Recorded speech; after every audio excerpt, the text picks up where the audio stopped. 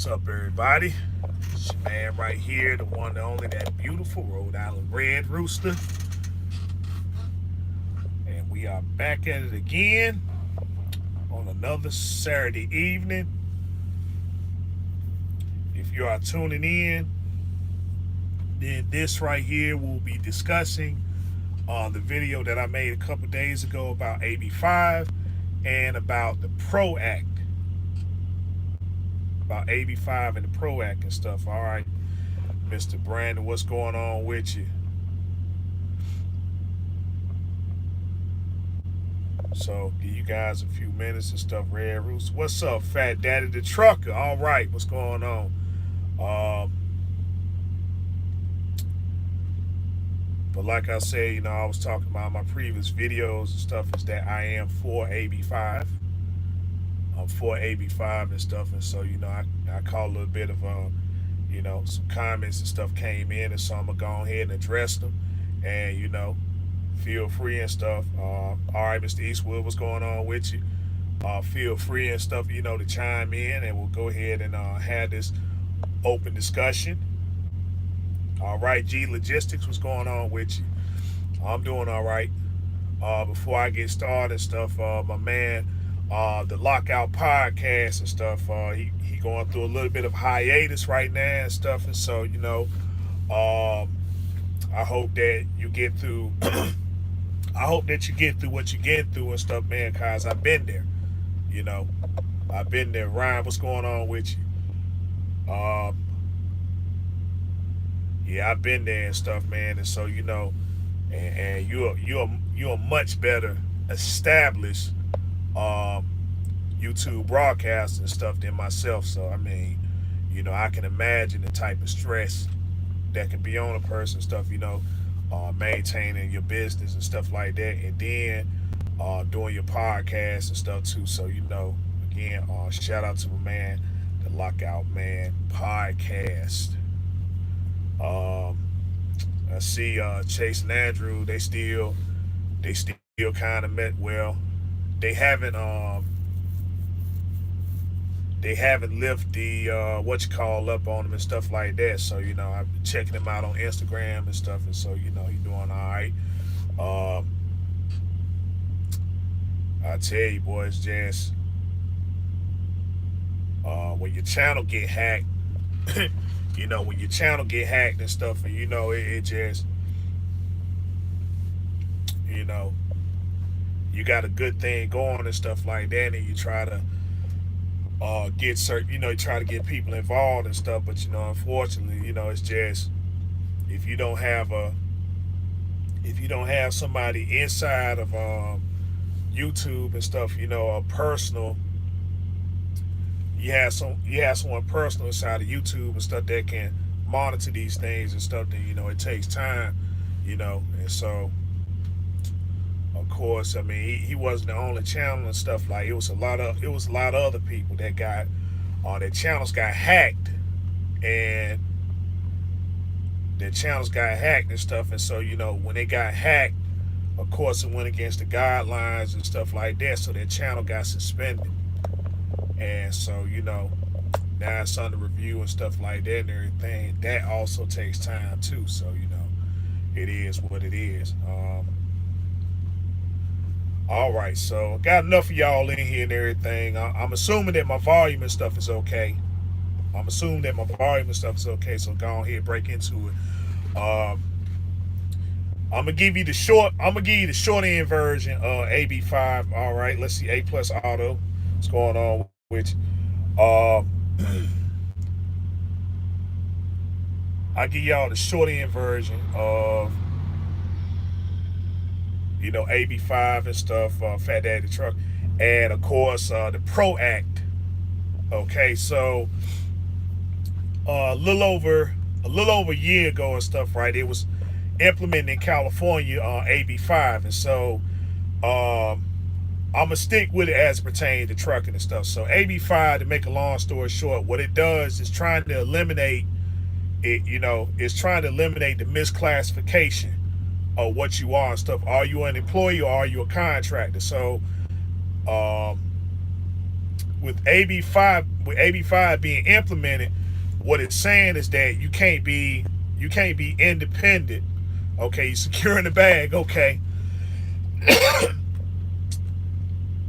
you can't be independent and then leased on to somebody and stuff. Meaning running under their authority and stuff like that, which many of us and stuff, are doing or are inquiring to do and stuff and so on and so forth. That we're trying to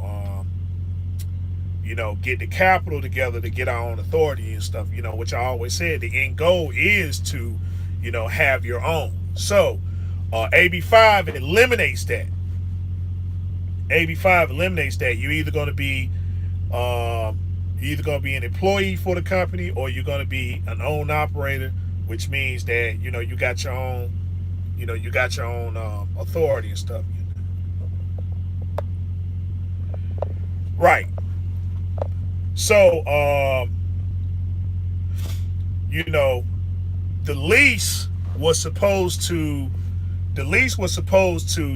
in on the paperwork and stuff, it was supposed to get you to the goal and stuff faster, right? By giving you more insight and stuff about what goes on and stuff in the industry and so on and so forth, to be your own person, to be your own boss without having to pay all the upfront costs and stuff, upfront. For many people, you got bad credit as to why you can't go get a truck.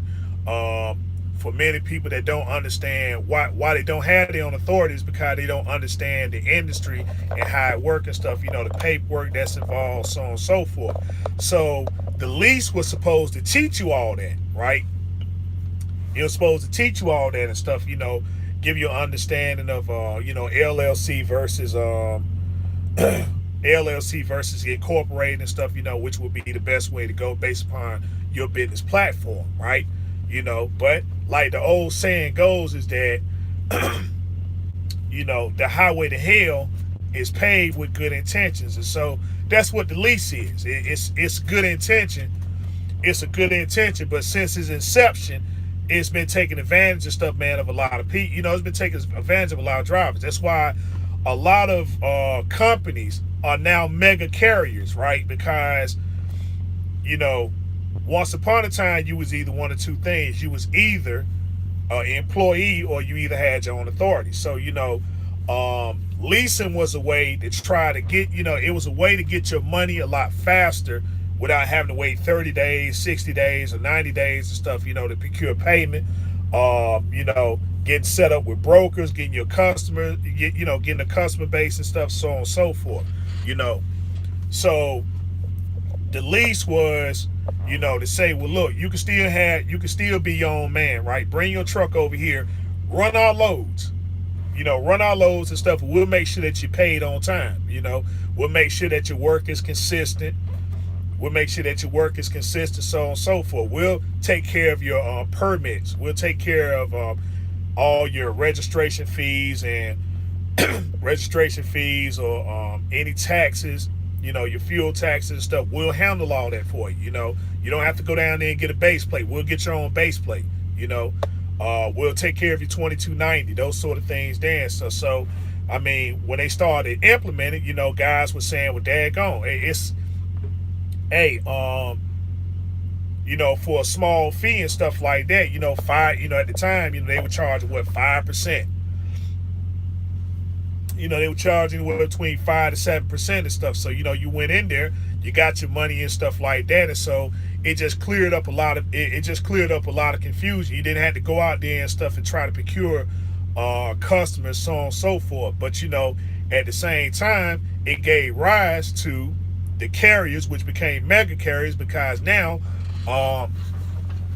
they can say, well, once upon a time where we had just company drivers and stuff, now we got these own operators over here and stuff, at a time where people was running paper logs and stuff. So you had paper logs, you had consistent freight. So, it was nothing for you and stuff in a lease. It was nothing for you in a lease, to clear $12, $13, $14,000 a week. That's how it was back then. You just make sure that you kept your nose clean and stuff like that. The DOT pull you over. Then the only thing you used to have to worry about back in the day was your logbook. You know, when you got pulled, when you went in the scale and stuff, the only thing you was worried about was the man standing outside and stuff. Is he standing outside, guys? You know, your truck can have air leaks, oil leaks, all that type of stuff under the sun, you know. But getting inspections or whatever, whether it was level 1, level 2, level, that was just irrelevant. You just wanted to make sure that if the man was standing outside and he chose you, that your logbook was done, you know. So if your logbook was done, then that's it. He gonna see you down the road. So you know, over time, as the mega carriers and stuff began to grow and they began to procure more customers and so on and so forth, as businesses began to come into fruition, you know, they secured a lot of these businesses, you know, where if you was to own, operate and stuff, you know, with your own authority, it was your job to go out there and procure those businesses and stuff, you know. um, of course, you know, with mega carriers and stuff like that, you know, you got a lot of well, they set themselves up to where you had to have a certain amount for them to even consider hauling your load and stuff like that. You know, it just, hey, look, you know, we got to get paid up front. It ain't no waiting no 30 days or 60 days, no 90 days, none of that stuff there. You know, we got to get our money right then. You know, a lot of these companies began to set up factoring companies, you know, and so again, factoring companies are just another way and stuff of you getting paid faster. It's just another way of you getting paid faster and stuff. And then they saying, well, you send us the bills, we'll cut you the check, you know, for a little fee or whatever and stuff like that. And you just keep on making money, and we'll just keep on, you know, we'll keep up, you know, we'll go after the company to procure the money, right? So the reality is that the company was being that the company was a factory company and stuff, and then you send the paperwork over to them. What they would do is that they'll run interference and then go talk to the customer directly and say, well, hey man, listen, you know, I understand that you're dealing with this truck right here and stuff, but you know, we got plenty of other options and stuff for you, and you know, if you sign a contract with us and stuff, then you know, you'll ease the pressure of having to worry about this one truck when you have, you know, we can give you a quantity of trucks and stuff versus a quality of truck. And so, you know, so what you was doing and stuff in the lease is that you was giving up your independence. And so then, you know, now when you go to a lot of these lease companies and stuff, you know, based upon the setup of what they have, yeah, they'll promise you this, that, or whatever. You don't have to worry about this, and zero money down and stuff. And so they saying, well, heck, you know, you can't get no truck, don't worry about it. We'll go out here and buy the trucks, you know. We'll buy the trucks, we'll buy the trailers, and just have you guys pay for it and stuff, you know. You want to be your own person, you want to be your own business, man. You want to you know, you want to be your own boss, so on and so forth and stuff. But again, they eliminated the process of what goes on in between what makes the business is business. They'll tell you, okay, well, hey, you got this truck, we got the loads and stuff, just run your truck like you was when you was a company driver, you know, which means that whatever they shoot you, that's what you take, you know. And the reality is that if you got a lease division, that means that all the undesirable loads and stuff that you used to have to post up on the board to get somebody to cover, now you got that whole lease division that can cover all that, you know. All the 44, 45,000 pound loads of, you know, paper and water and all the other stuff, or going to all these undesirable places. Now you got to do it as a contractor, you know. Now you got to do it as a contractor. They say, well, okay, it's non-force dispatch, but okay, it's non-force, but if you turn the load down, then they're also saying, well, look, it's either this or nothing. There's nothing else out there, you know. If you don't take this load, then, you know, you're going to be sitting for about 3-4 days. And then you sitting over here with an overhead fee of, you know, $1,700 a week that you got to pay, you know. And you trying to make money.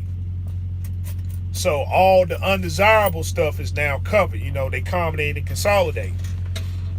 You know, I got my company driver division that's taking care of all the light stuff, so I'm profitable there. Then I'm buying the truck and stuff. And so these lease drivers are under the same company driver policy like an employee, but you got the responsibility as an own operator. Well, when the truck start breaking down and you got to start getting repairs and all the other stuff, they'll see, okay, that's your responsibility to fix that. But you know, um, we're paying you and stuff bi-weekly. We're paying you bi-weekly and stuff, when the reality is, as a contractor, you know, as a contractor and stuff, it's understood that when you all right, you're going to render a service, right? And then you're going to be compensated for that service once the job is complete. It's no wait until Friday or whatever. The second you are done, okay, I want compensation now for the services I've rendered. See, no other place and stuff other than trucking, maybe utilities and stuff like that, phone companies or whatever, but no other business and stuff, right, that renders a service, and then you render over service, and then it could take you up, a couple weeks and stuff for you to be compensated for services that you rendered. You done completed it, and you on to the next task and stuff like that, and then you still gotta wait for compensation. That's no other business does that.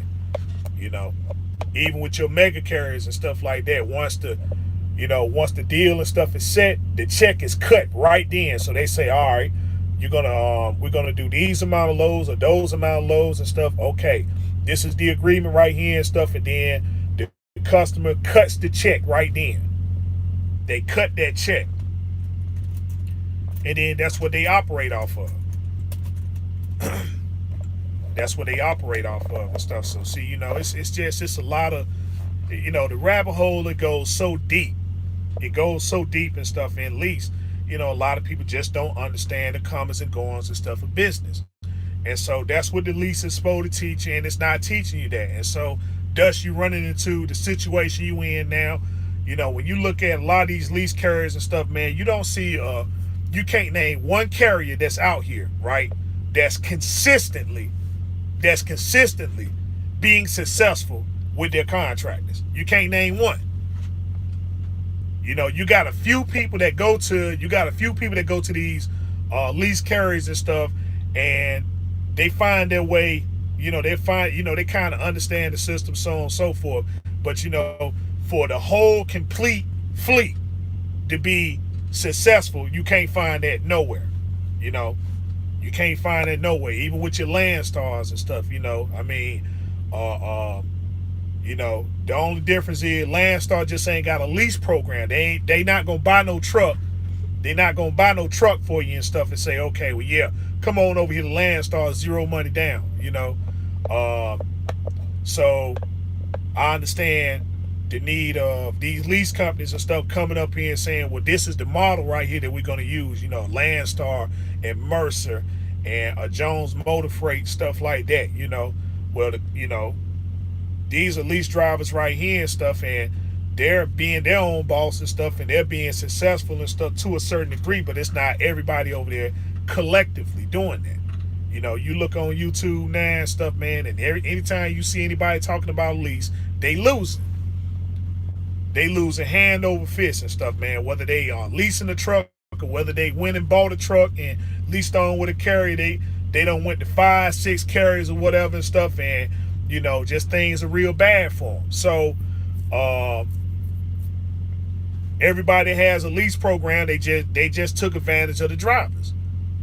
They just took advantage of them and stuff. And so how AB5 came into existence was over there in California, it was a misclassification of people, and it's not just in transportation, but it's just freelance work or just anything in general. These programs are pretty much set up. I say lease because that's what we can relate to and stuff in transportation, but in other avenues of businesses and stuff, right, they got the same thing pretty much, like these lease programs. They just found a loophole in the laws and stuff and say, well, yeah, okay, you can set yourself up, you can establish this and be your own boss, and but you still regulated, right, by our guidelines, policies, rules, regulations, and law, right? you're not exempt from it and stuff, even though you're your own business person. You can't say, well, all right, um, go back to transportation again. The guy tells you about a load, and then the load just ain't up to your standard or whatever and stuff. And so you're saying, well, look, let me use, since I'm a lease driver over here, right? Let me use the MC number and go over here and talk to some of these approved carriers that you got contracts with and stuff, and see if they got some loads that I can pick up in this area and take it over here to this area and stuff that I'm trying to go, and maybe work something out of stuff, as far as like compensation. How much are they willing to pay to go from point A to point B? Or even if I'm not making anything, right? The contract states that this how much money that you're going to take out. If I get the load and stuff, it might be 10% or 20% or, however it is and stuff, right? Based upon the contract. But see, you can't do that. You got a dispatcher, you got a dispatcher that's an employee that don't have anything to lose. They're getting it, they're an employee. They no misclassification about that. They got benefits that they get from the company and so on and so forth. And they get their paycheck on Friday, regardless of, how many trucks and stuff they move, as long as they meet certain criteria. They hit that clock. When they own company time, then they get company pay. Where you as a contractor and stuff, again, you're still subject to those same guidelines, policies, rule, regulations, procedures, and law. But you don't qualify. No medical, whatever the company is offering, you as a contractor, you can't partake in it. Then if you look at anyone's if you're looking at anyone's termination clause, right? If you look at anyone's termination clause, you can see that they can terminate or discontinue your services and stuff, right? Without any kind of explanation. Everyone has that. There's no protection. They can say, well, you know what, hey, we're discontinuing your contract and stuff effective immediately. Just like you can say, well, you know what, hey, I quit, I quit and that's that and stuff. They can do the same thing. So now here it is, you're in a lease to own deal. You're in a lease to own deal, and then you almost got the truck paid off and stuff, or you probably got, you probably in the lease program and stuff where it's probably 5 years, and then you in that 4th year, and they decide and stuff, man, just terminate your contract. So now you got to have all the money up front and stuff, right, to pay for, to pay for the truck, which you don't have because they observe everything that you do. You ain't got the money. You ain't got the money to pay for the truck. You can't move the truck nowhere because you signed a contract stating that, okay, this equipment that I'm leasing from you guys, I can only stay right over here at this carrier. Right. AB5 is not the only thing AB5 is affecting, right, is those who sit there and exploit the system. They exploit the system of working. Now what the Teamsters and stuff, what they're doing is, okay, it's eliminating the fact that, well, all right, I can have my entire outfit. The only way that you can do work for me, you got to be in a lease program. We're not doing any more company driver stuff, right? We're eliminating all the company driver positions and stuff, and so it's strictly going to be a lease. The only way you can be here, to do work and stuff for us, you got to be leased. So if you're not a contractor, then there go the union right there. There go the unions and stuff right there. So then when you look at, a lot of, it's 2 states and stuff that are very unionized and stuff, New Jersey and California. That's why New Jersey was trying to adopt AB5. That's why they was trying to adopt it and stuff. But, down there in them ports, you look at those ports and all that stuff there. Yeah, a lot of those jobs was occupied by company drivers and stuff like that. They unionized all that. But when the lease came in and stuff, and they started pushing drivers and stuff away and saying, well, look, we got work. Well, we ain't got work for company drivers and stuff, but we got work for the lease drivers and stuff. So they started moving more of their stuff over there, and then they understood that a lot of people in those leases would just do work, that you're not unionized and stuff over there, or you're not unionized and stuff to a point to where you got an understanding of the rates and so on and so forth. So they tell you, okay, well, you look, we move this load right here and stuff for 88 cents a mile plus fuel surcharge. You know what I'm saying? So we actually having a discussion about fuel surcharge and not even looking at the rate and stuff. Okay, the going rate and stuff to take it from point A to point B, this how much it's paying. So then you got a whole bunch of people in there negotiate, okay, well, the load's paying 11, I'll do it for 900, I'll do it for 800, I'll do it for 700, just so you can get that lane, and run it consistently. That's what the own operator thing did. It just made the business more cutthroat. I ain't gonna say that's what the own operator. That's what the lease does. The lease makes you more cutthroat, because see, when you're an own operator with your own authority, then see those fees, and everything that you got to pay to keep your doors open, all them insurance fees and tax fees and fuel taxes and stuff, that's going to establish you to get the very best rate without undercutting nobody. Like, okay, I got my own authority, you got your own authority, I can't undercut you, because see, we all paying the same fees. If in order for me to stay in business, my insurance and stuff I gotta have $2 million worth of coverage. You got to have the same $2 million worth of coverage. It ain't less for me and more for you. Everybody is the same. So you see, there's no undercutting when you have your own authority. And in fact, it's probably more people coming together and saying, well, look, if we unify our stuff, right? If we pull together and everything, then we can eliminate some of these fees and stuff that we're paying that's kicking our butt. Let's see, they eliminate independent contractors in California. They will have to pay drivers overtime, contractors or not. If you stayed at a truck company, would you? If you started a trucking company, would you want to do that? Well, here's my thing. Here's my thing in that deal, is that if I started a trucking company, then my business platform would be solid.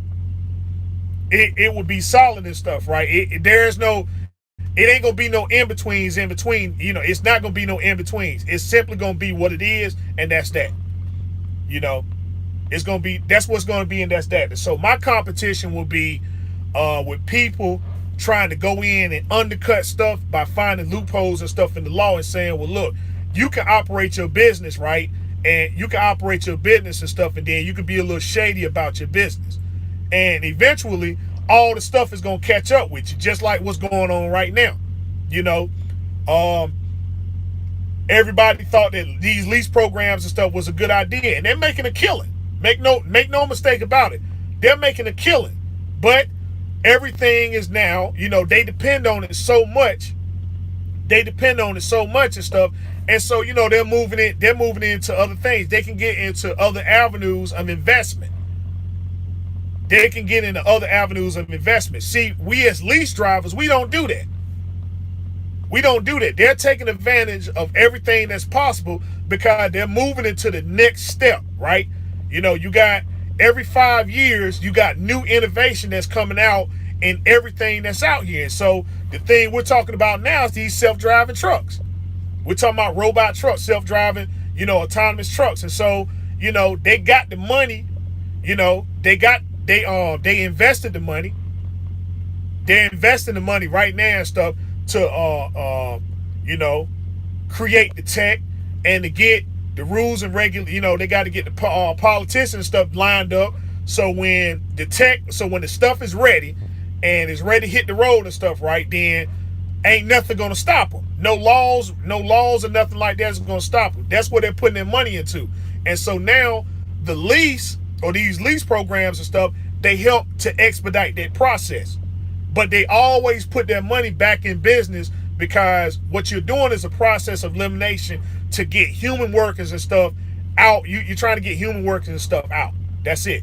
If I'm a business person, I'm trying to be as efficient as I can. And so I'm trying to be as efficient as I can and stuff. So I'm looking at a process of elimination. What can I do to operate my business and cut down on the overhead and stuff that's in there? And so, the biggest thing and stuff is having human people, having human people to do your business. Let's see, you talking about 70-hour clock means 30 hours of overtime. 30 hours of overtime, that would have pay each driver, would you? Okay, well here's the thing. All right, back in World War II, which they never re-advised and stuff. There's no overtime. As a truck driver, as a company driver, you don't get paid overtime. Nobody has went and re-advised that law yet. There's no overtime in transportation. That's why they ain't worried about it. They're like, well, yeah, okay, if I gotta pay you 70 hours, it's still 70 hours if it's 13 or $15 an hour, that's what it's gonna be. It's no overtime. So if you work your 70 hours, you work your 70 hours. But there's no overtime in that stuff. They eliminated that back in World War II, and they have not re-advised that. They haven't re-advised it yet. Okay, California just did. All right, it depends. Now here's the thing: you got state law, you got federal law. You got state law, you got federal law and stuff. Which one you think they're gonna go with?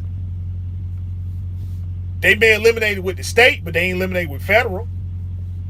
So as long as it's on the books and stuff, which one are they gonna go with? Whichever one of stuff is gonna be beneficial. So they really haven't solved anything over there and stuff in California. You got a bunch of people that came up there and said, well, okay, this is what's going on. I want to be an employee and stuff. And so, yeah, okay, fine. You can be an employee. Now, when you start talking about those real factors, right? The Supreme Court upheld. I ain't seen that. I haven't seen that. I haven't seen it. It's done. I'll look it up again. I'll look it up again and stuff. But I haven't seen anything like that, because they've been trying to fuss over this. They've been fussing this thing, man, since I've been in trucking.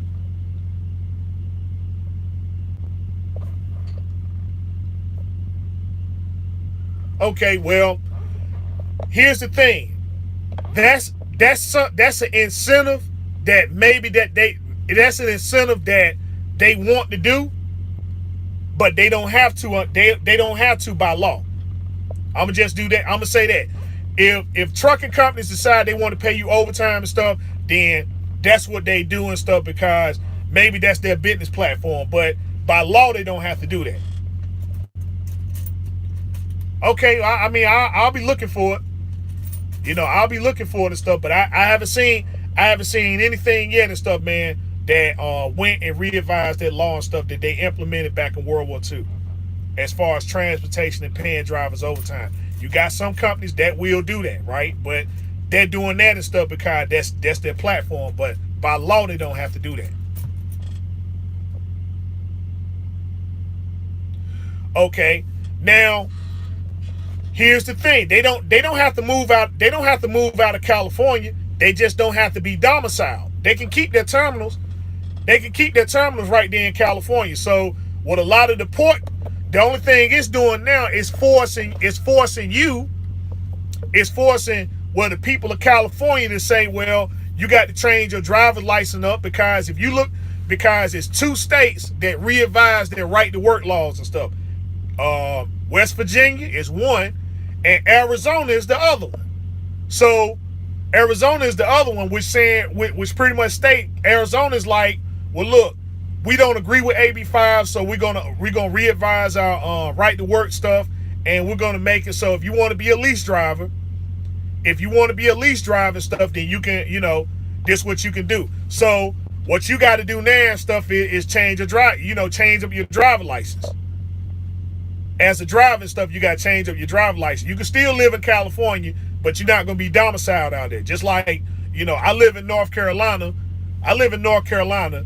The company I leased on with is out of one state, and then we played it out of another state. I almost slipped up and said what I was saying. All right, Mr. Turner, what's going on with you? So you see, you can do that and stuff, man. I mean, heck, okay, I'm domiciled here. I got a plate here. I got a plate here. I pay my IFTA there, and that's that. You used to couldn't do that. Now you can. Because they revised the laws and stuff, man. They saying, okay, where are we going to make money at? We're going to make, who needs to make the most money? Or how can we make money and stuff and then distribute it evenly? Because it used to be, there wasn't no, with IFTA, okay, with IFTA, the international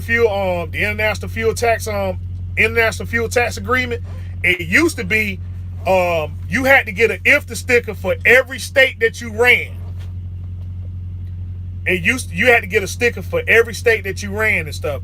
When they introduced IFTA, it eliminated all that. They saying, you know what? Hey, we just get one fee. We get one fee. You collect the money from the state. You collect the money from the state that you got your authority in.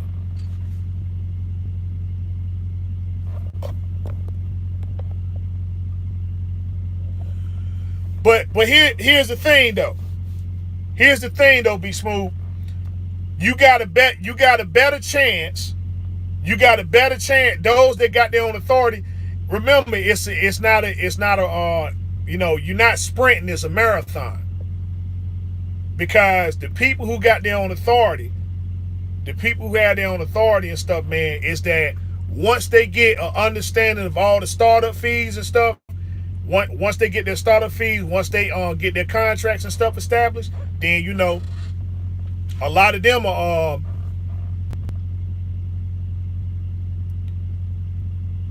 he say he making up stuff. I don't know, man. That applies to contractors too. You have to. Well, yeah, okay.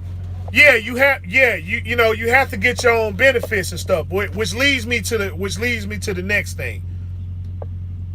There's no benefit to being an employee anymore. There's no benefit to being an employee anymore and stuff. Even though people sit there and say, well, yeah, that's the way to go, guys. They're taking care of your taxes. They're taking care of your taxes and all the other stuff there, and you can get benefits and all that stuff. They offer benefits, but what benefits do they offer? Because you practically, the benefits as an employee and the benefits of me being an own operator, it's the same. It's the same benefit. You paying the same money. The only difference is that you going through, the company is taking the money out and stuff, and then you being a contractor, you mailing in the money. You mailing in the money to to whoever you got the insurance with. There's no benefit to being an employee. It used to be, retirement used to be a real thing and stuff back in the day. When I my father, he retired from two places. He retired from the military, he retired from the post office. And how he made out was, how my dad made out. My dad did he did 19 years in the military, and then he had to go out on the medical. Mr. Watson, what's going on with you? He went out, he had to go out on the medical and stuff because he had got hurt. So he went to the post office. So, they let him out. They gave him an honorable discharge, and he retired through them because he had enough time. So then he went to the post office and he worked 5 years. Like he didn't do 5, he did 4 years at the post office. And they gave him time. They gave him, the time he served in the military and stuff, they rolled that over and stuff in the post office, And so he did 4 years at the post office and stuff, and then they told him he could retire and stuff, man. And cause when I was born, and stuff, man, of course my father was 45 and stuff when I was born, but I mean, My dad didn't have to work nowhere and stuff. He got two retirement checks and stuff. So I mean, and he taught me, he pretty much taught me the game and stuff like that. So I'm like, shoot, um, I guess I ain't gonna say I guess I know it was a blessing. Cause shoot, when I come home every day and stuff, I'm like, my dad would pick me up, take me to school, and then he was home every day. And it wasn't. I didn't have to see him get up and go to work, none of that stuff there and everything. Maybe he did little side. He did little side hustle stuff. Cause he cut hair too. So, but it wasn't nothing full time. It was just, hey, look, I got a field trip or something coming up. So you go to the barber shop, cut some hair. Like, all right, you know, he did it that way. But being an employee, man, there ain't no retire. There's no retirement. All you can say, well, look, I'm done. How long do I think until it's national? That's that's what the Pro Act is. That's what the Pro Act is and stuff. So with AB5, that's just in the state of California. But we always know that anything, California is the testing ground for everything, for anything to go national. They always started over there in California. So with California stuff, what's going on over there, they test out AB5 and stuff. And so if it's successful, then it's gonna be more of a push. But what happened is COVID. COVID just put a stop to a lot of, it just put a lot of stop to a lot of things. So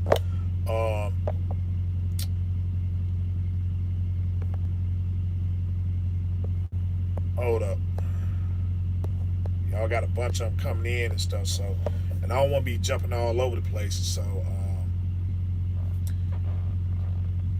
but yeah. So AB5 is the precursor and stuff. So they tried to push AB5 in New Jersey, but then when COVID came up, it just shut everything down. So they knew that AB5 was going to be it wasn't something that the people in California wasn't ready for in transportation. So remember that the day before it was supposed to be implemented, and stuff, they said AB5 doesn't apply to transportation. They put that out there real quick, and then after that, it was dead silence. Cause they were saying for a little while, right, before AB5 got implemented, they were saying, if you was from California and you was an owned operator, a lot of the lease carriers and stuff, they wasn't gonna hire you. You was from California, or some companies were trying to help you move and stuff, like Prime. Prime was helping guys move from California, if you was a contract and stuff like that, just get yourself established and everything. So then the last day before it was implemented, they said, you know what, AB5 does not apply to transportation. And that was it. And after that, everybody went back to work. So everything went back to work and stuff. So they had to take the case to appellate court. And stuff. And so let's see, earlier this month and stuff, that's when they ruled, and they said, well, AB5 applies to transportation. So what people was talking about, oh, that's a political move. That's because California is very liberal, right? It's very liberal. So people, the Democrats, it was the Democrats and stuff, they orchestrated that. And like, nope. It went to the appellate court and stuff, and all three of those judges on the appellate court are Republicans. All three of them judges up there are Republicans, and they voted 2-1. It was only one that one judge had a problem with and stuff. He was saying, well, look, if you want to, if a person wants to, if he's an own operator and he feels like he want to lease, then he can do that. It affects Uber. It affects Uber and Lyft and all those people there and stuff, right? That's why they did it. They like, look, if we do it, then we got to be employees and stuff. Cause we don't want nothing to be misclassified. So they said, all right, cool. So then The other thing that they were saying about AB5 and stuff is the language. They said, it's always a language and stuff, right? They're like, well, okay, um, that I guess that's the whole reason why they call it AB5 and stuff. So you got to qualify. If you meet the criteria and stuff of AB5, then um, yeah, then it's gonna be enforced upon you and stuff. So what they've been trying to say, okay, well, what we're gonna do is we're not gonna be a trucking company no more. We're gonna be a brokering agency. We're gonna be a brokering agency and stuff. And so, we're a brokering agency, and now we give freight to you. But with us giving freight to you and stuff, it's still gonna be a lease program and stuff, right? But we're not a trucking company. We're a brokering agency. But you're gonna run freight and stuff, right? So it's still the same thing. It's still the same thing. It's just, we got to change the name up. We're not such and such carriers or such and such trucking. We're such and such brokering agency. We're this brokering agency and stuff. And so you can run freight for us because we're a broker. We're not a carrier. And so when you come over here and stuff, right? So when you come over here and stuff, then you're working for a brokering agency. You're not working for a carrier.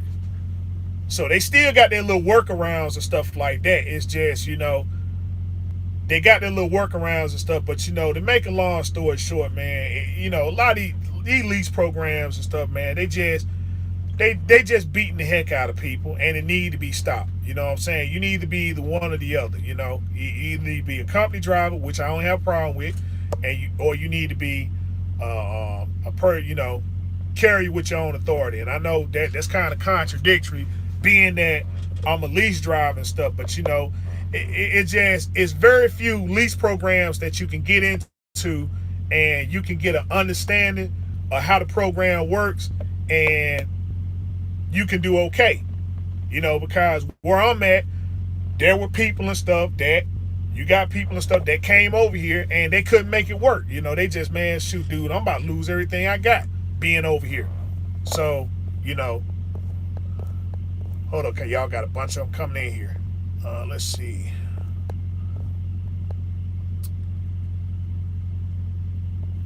It's a socialist state. No, let's see. Hold on, where y'all at? Let's see, that applies contractors to. You have to pay for benefits too, right? Let's see, other people choose to use the money and flip it somewhere else for the bag, right?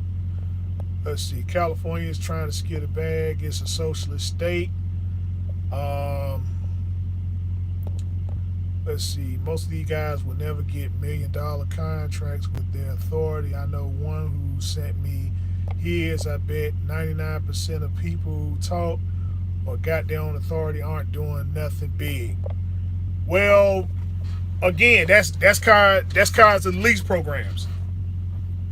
That's cause these lease programs and stuff. Like I explained earlier, it's just they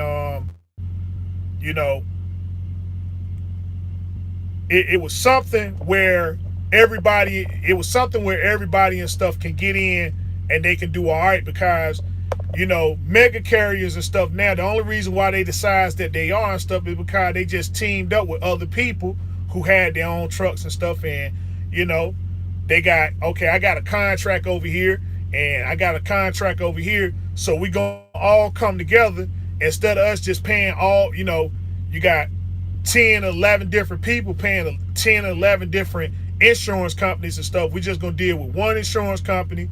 We gonna accommodate and consolidate everything right here. If I'm over here in your area, I can pull some of your contract freight. If you're over here in my area, I'm pull some of your contract freight. And so we gonna all work under one umbrella. And so we brought all the business together and stuff. We pulled it together and we created this company right here.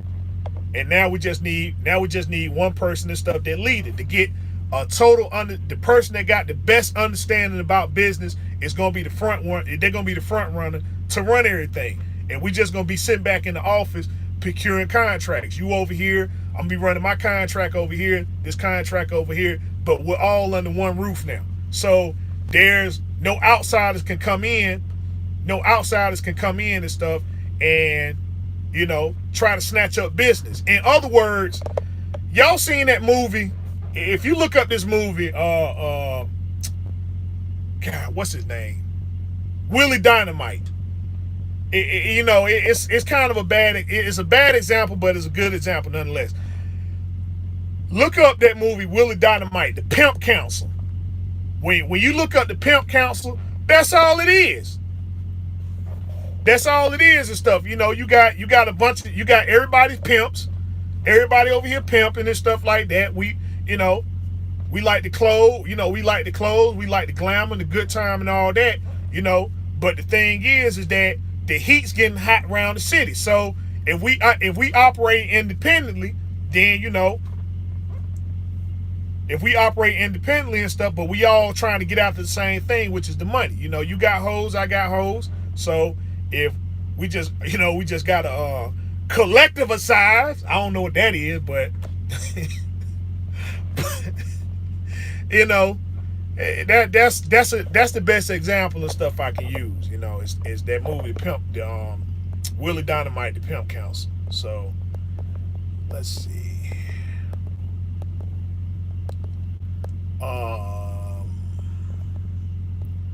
How long do you think it's until it's national? The PRO Act, right? The PRO Act is pretty much a nationwide. It's a nationwide AB5, right? But it's focused mainly on transportation, so that's what they call the PRO Act. So it was drummed up. The PRO Act was drummed up by Republicans and stuff. Since we're saying we're in a socialist society, it was drummed up by Republicans under the Trump administration. So what happened is that it was something that was drummed up, and so now that you got the Democrat that's in there, Biden said we'll look at it later. It's in Congress right now. It's in Congress right now and stuff. So in order for it to be implemented, it has to pass through Congress and Senate. So it might pass through Congress, but it's not gonna pass through Senate. So you still got a while. But I mean, they never said that deregulation wasn't gonna happen either and stuff, under Jimmy Carter. And then what happened? Deregulation came and just took everything by storm and stuff. And so, they didn't think that was gonna happen, and it did, and thus we find ourselves, in this particular situation here and stuff. Let's see, DL, what you got? You as an own operator, are you okay with paying benefits for an own operator that is hurting? Let's see, as an own operator, are you okay with paying benefits for a own operator that is hurting driving a truck owned by you? Okay, that's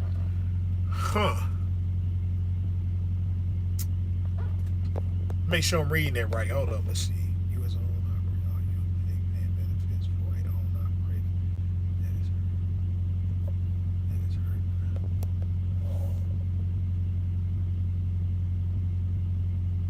Am I cool? Okay, if I'm understanding the question, DL, if I got somebody that's driving my truck, right? If I'm an own operator and I got somebody that's driving my truck and they hurt themselves, right?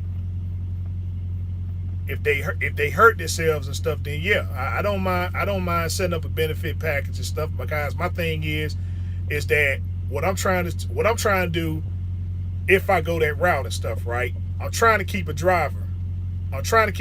So I got to set up a benefit package and stuff that's going to keep him over here and keep him away from, the competition, especially whether he's good or bad. My job is to make sure that my seat is filled. So,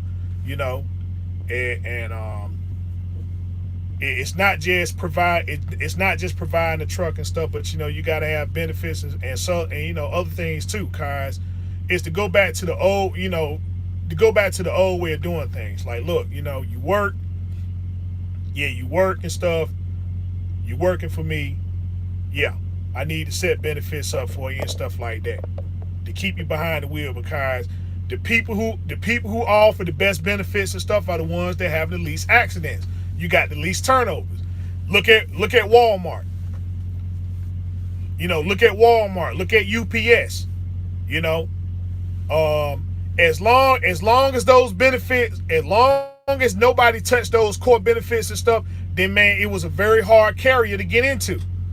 They had one of the best benefit packages and stuff out here. But then when they started messing with them benefits and stuff, then people start leaving. So when they start leaving, okay, well, I got to get people in here. I got to get people in here and stuff to fill up these seats. And so you started. Now you're not looking at a quality driver anymore. You're looking at a quantity driver. Like, look, does he meet the basic criteria? Okay, fine. Let's get this man in his truck and send him up the road. Then you got that, the guy that had that accident with Tracy Morgan, right? That should have never happened. But see, when you start cutting those benefits and all that stuff, people don't want to work for you. How you gonna get a man? How you gonna get a man? You need drivers over here in Delaware. But y'all done cut the benefits over there and stuff, so nobody up there wants to drive for Walmart. So you gotta get somebody from the South who think that, well, you know what? I'll make it work because I'm making that money, but then I live in the South. So I'm gonna run up there all week, and then I'm gonna drive my car back to the house, right? I just gotta pay for a little bit of I just gotta put some gas in the car and stuff like that and drive them back to the house. So what he decided to do is, you live way down there in Georgia, and you got to go from Georgia to Samara, Delaware. You know what I'm saying? So he drives all the way over here to Delaware. Now, you tired, but then now you got to get in the truck and stuff and start making drops up there in Jersey. You ain't even went to sleep yet. You should have left yesterday. And it ain't no sense. Because shoot, when I was a company driver, I ain't gonna say I did that type of nonsense, but and stuff, but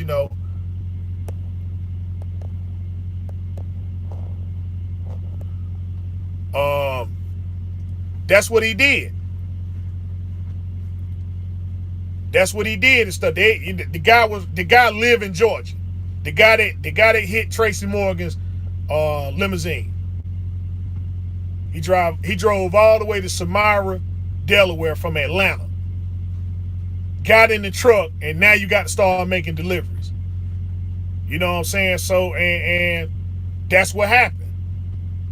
So you see, now if those benefits and stuff was on point where they was supposed to be at, then they wouldn't have even conceived of doing something like that. Like it'll been too many drivers over there in Delaware, in that area saying, well, look, you know what? I think I'm gonna go over here and get Walmart truck. They got the benefits, they got the pay and all that stuff there. But when they start cutting this stuff, that's when you're gonna start having the problems, Let's see,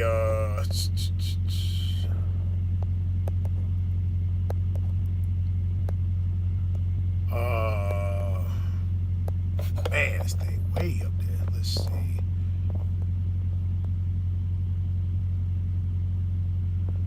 Uber and Lyft paid $2 million to beat the law. Well, yeah. So it affected Uber and those guys. If they paid the money, but I don't see how. Unless because they qualify under, AB5, but I'm on my way to California. Well, I'm going to California in 2 weeks, so I gotta look into that again. But to my understanding, it was definitely supposed to affect them. Let's see, a lot of guys in Cali like myself have changed our driver's license to Arizona. This whole thing started because of Uber and Lyft. Then the port haulers jumped on it, right? Because you know what I'm saying? Because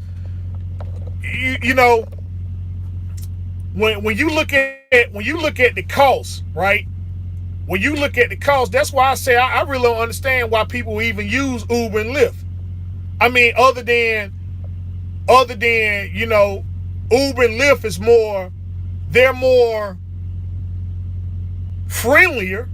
Their business is more friendly. Their structure is set up to a point to where can't nobody get beat. It's, you see these videos and stuff, man, and people getting kicked out of the cars because they want to fuss at the man because he listening to the radio.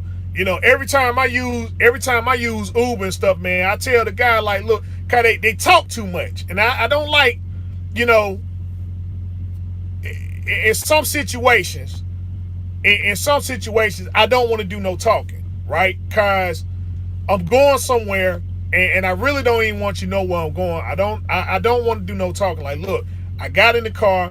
Let's just get the car from point A to point B and stuff, and that's that. I had to tell that dude that when I went to Texas to go pick this truck up, this guy, he was doing all this talking. I finally had to tell this guy, like, look, dude, hey, look, you paid and stuff like that. I just simply want to go from point A to point B. That's it. I don't want to do no talking, no discussing, none of this stuff here. I just want to enjoy the ride, and that's that, And, like I said, and I just say, out of respect. But, they talk way too much. They talk way too much. I just want to get in the car and go from point A to point B. You already been paid. So it ain't even no discussion now. It ain't even no discussion. Just pull up, get in the car, take me where I got to go. The taxis, that's a little different, Kai. You looking at that meter and they doing funny stuff, but then at the same time, it just, man, you be wanting to say, all right, let me jump out of this car and make a run for it and stuff, man. It just, the Uber and Lyft, they understood the customer dynamics, so to speak, but they just got to learn, the Uber and Lyft drivers, they just got to learn how to shut the heck up, man. Just like, dude, I don't want to do no talking. I just want to get in this car, take me where I got to go and stuff, and that's that. Do whatever you want to do. Whatever you got the radio station on, I don't care, because I'm only going to be in the car for a short minute, and then I'm going to be out of here. So, you know what I'm saying? It's not a death sentence. You just taking me where I need to go, and that's that. I don't want to be, all this other stuff. I ain't going to see you no more. I'm not going to see you no more. We ain't friends. We ain't buddies. Just take me where I have to go, and that's that.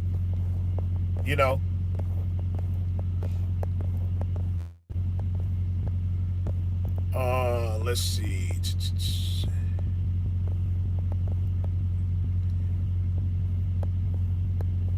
Man, I'm way down. Let's see.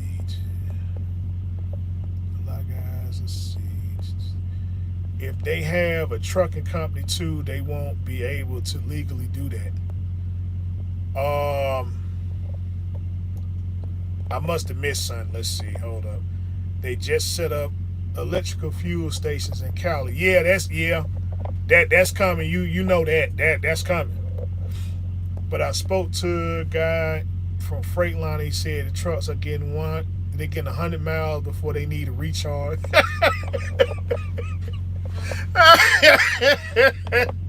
A hundred miles. Here's the thing I say about, like, those electrical trucks. Here's what I say about those electrical trucks and stuff.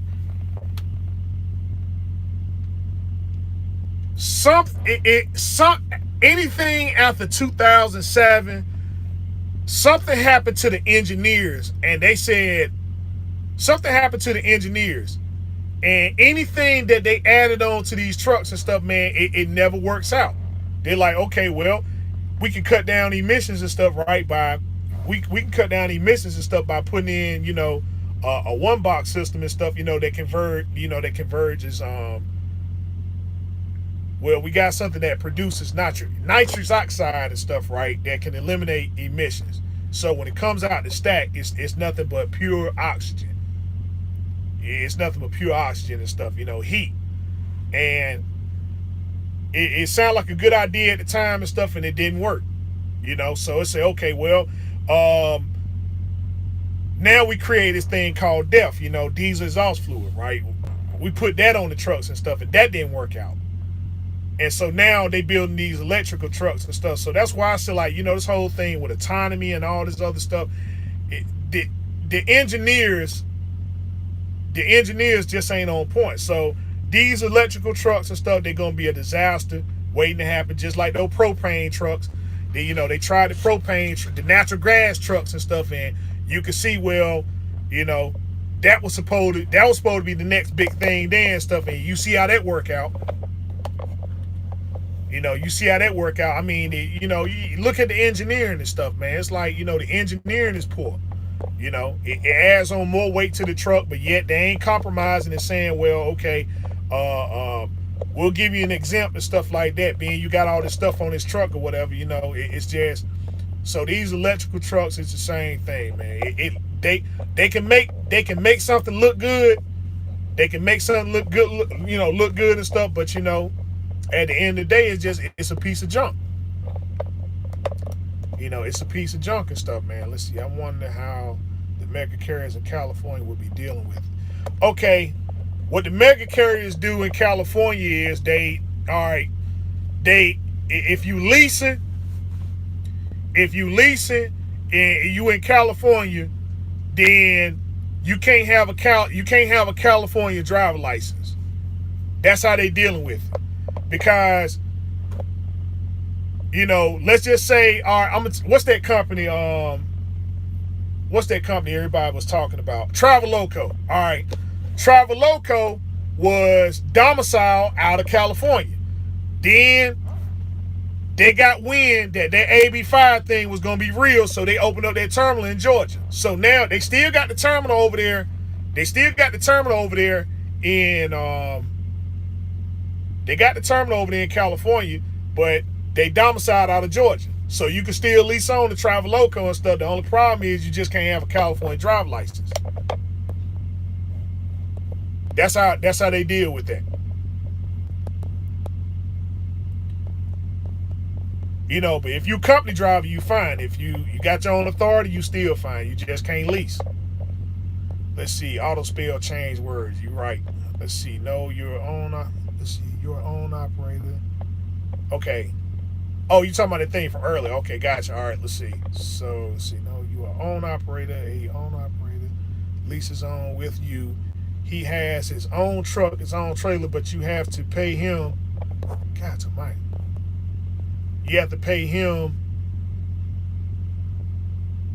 overtime and medical benefits for a contractor. Well, see, then he's an employee. That's why they eliminated.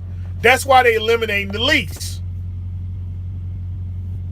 That's why they eliminating the lease and stuff. You can't be, if I got benefit, if I got benefits and I'm paying you, if I'm giving you company, if I'm giving you company benefits and stuff, then you're an employee. You can't be an own operator. So my policy would be, okay, well, you can drive my truck.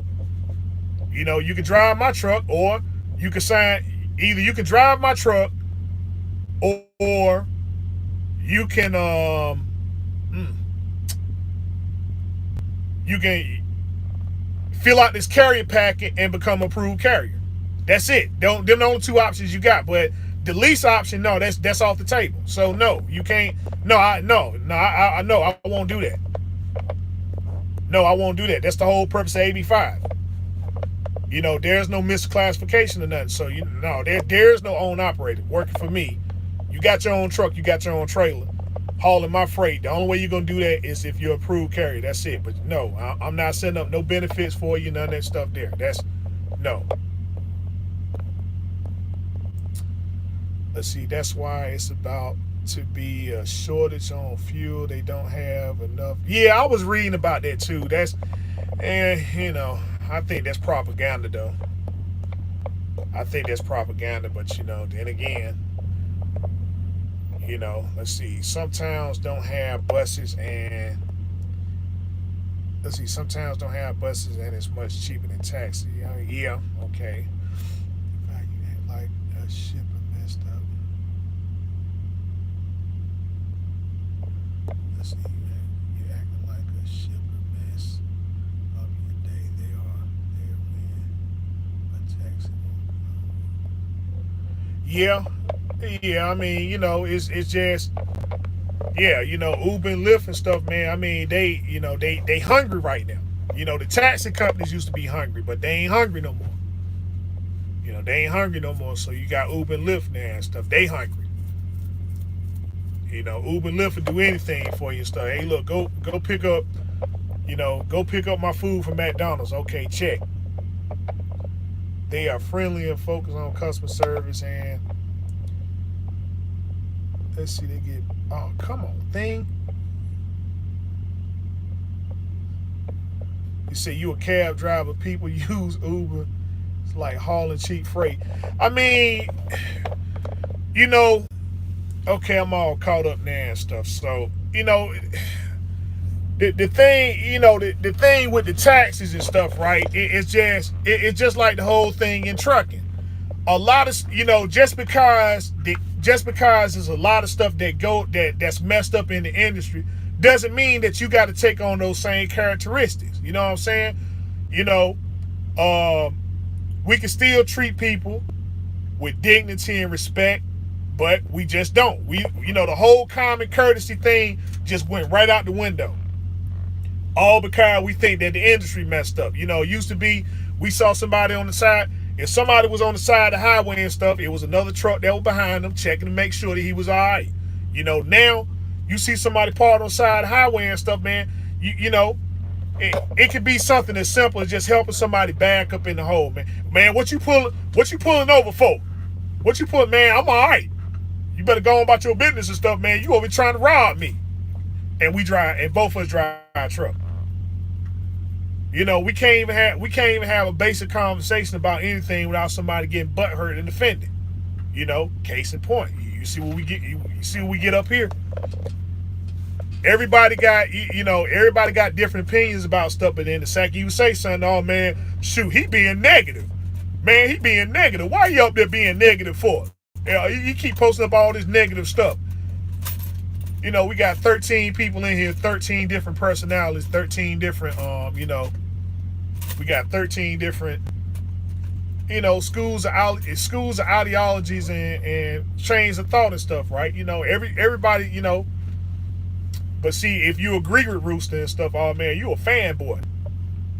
You a fanboy and stuff, and then you don't agree with the person, then you a hater.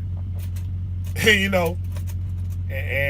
the platform is supposed to be built upon, having a general conversation about things. I mean, like I said, hey, I'm for AB5 and I'm for the PRO Act and stuff, right? And a lot of people might be against it because they saying, well, daggone, Rooster, I think I can get into this lease thing and make it work, and if they eliminate this program and stuff, then what do I have, I got to be a company driver and stuff and hopefully save up the money and stuff that way. And, that's the premise. I will hope. I tell anybody, hey, you get into a lease program, yeah, I want you to be successful. But the reason why I got to be as hard as I am on some of these programs because I seen the detrimental effects it have on people. It's no sense. It's no sense of getting out here driving this truck, doing all this work, and then at the end of the week, you ain't got no money. They telling you in the hole. You in the hole $400-500. Nobody want to hear that, man. You sitting over there, you ready to crack somebody's head open and stuff. You done drove all week, you done dealt with these customers and these consignees and stuff, people fussing at you and raising sand and stuff, man. You trying to get the load picked up and it just everything from security guards and whatnot. It's a stem of stuff. And so at the end of the day, you get your settlement on Friday and stuff, man. And you owe these people $800, $900. You in the hole. But you done did all this. You done did all this freight paying $3,000. This load here paid $3,000. Then you did another load. You did another load $4,000. All this money and stuff on this load, and then at the end of the day, you ain't made no money. So, but that's the whole thing I'm saying. Cause see, even over here where I'm at, where I'm leased on with, it's the same thing and stuff, man. You got guys over, I'm leasing this trailer right here. This trailer I'm renting and stuff is $500 a week. It's 500 a week. So just imagine if I take a whole week off, right? I take a whole 7 days off and stuff, man. I'm $1,000 in the negative, right there. $1,000 in the negative on top of the other fees that I owe, and that's a rental fee for a trailer with my own truck. But I can make it work over here and stuff, right? But for a lot of people, all right, TBE, what's up? Late as usual. You late as usual. but that's the situation there and stuff, man. You got um so see that right there keeps you on your toe. Cause I'm like, let's just say, like, the week I'm going to California, right? The week I'm going to California now, I can say, well, listen, all right, I'm gonna use this trailer right here for this last day, and then I'm gonna be in California all week, right? So let me just drop the trailer, cause it's a drop and hook program over here. So let me drop the trailer off and stuff, and y'all can eliminate the trailer fee for the week. They said, no, we ain't doing this. All right, cool. Well, then this money maker right here, y'all can be making money with and stuff. Forget it. It's gonna be hooked up to this truck that ain't gonna be moving for about for 6-7 days. Screw it, right? Still got to pay the $500. So, you know what I'm saying? and I know the trailer ain't gonna be doing nothing. It just kind of made me think, like, man, you know what? I ought to take this trailer somewhere and just use it storage for about a week just to make some money, right? But to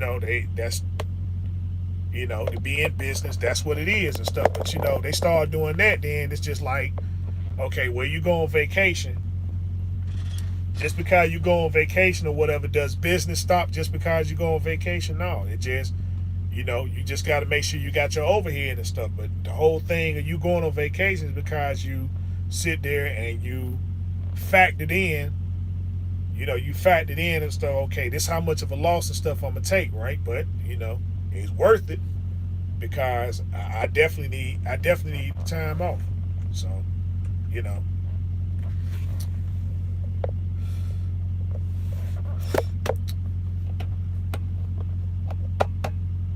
So I'm sitting over here now and stuff. I might be stuck with this load right here because it's supposed to drop. It's supposed to drop a hook in Walmart. I get to Walmart. Oh, you had a 4 a.m. appointment. Like, yeah, I know the load was 4 a.m., but I was told it was dropping hooks, so that's why I'm here. Well, nobody said anything about it, so now I call my people, and they just now getting on it. So the load that I was supposed to get to grab and go to Atlanta, they ain't gonna be able to get that and stuff, cause if I got this one done, if I got this load done, and that load to Atlanta, I would have been home and stuff right before they started that road check. I would have had my money and everything. Like, all right, y'all can do as many road checks you want to and stuff, right? I'm gonna be at the house chilling. Like what I normally do when they start doing them road checks and stuff. Now they saying that the focus this year is supposed to be hours of service and lights. Like, okay, what kind of out of service what kind of hours of service violations you gonna get now and stuff with electronic laws? Okay, somebody running electronic laws illegally, right? I can see the lights and stuff. It's just the whole e-log thing and stuff, man. Like, get out of here. It's going, they see you. Come on over here. Let me give you a level 1.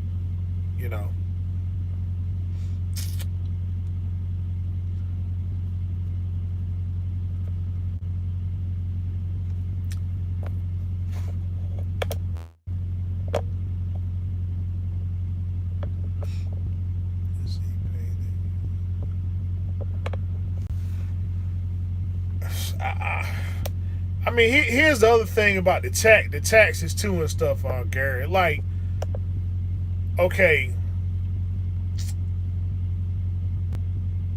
the guy that was taking me, the guy from Uber charged me $33 from the airport. They charged me $33 and stuff, man,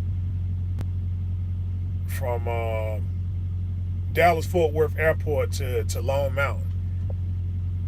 It was 33 miles to get there. So I'm like, I mean, who else gonna haul human commodity for $1 a mile? Kind, the taxi won't gonna do it. Like, I use the tax. I know I could easily be paying about $300-400.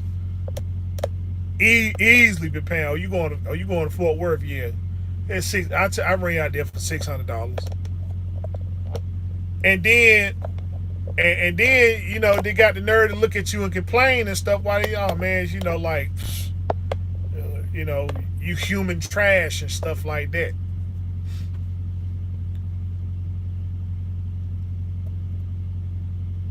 You know, a lot of them cabs smell funny. Yeah, that's the other thing. Just the Ubers and stuff. I mean, yeah, it's that personal car and stuff, but I mean, it ain't smelling like 1,000 years of funk. You know, it smell like 1,000 years of funk and stuff, man. I mean, some of them even got candy in it. Even I don't mess with the candy, but it's just, dude, you can't.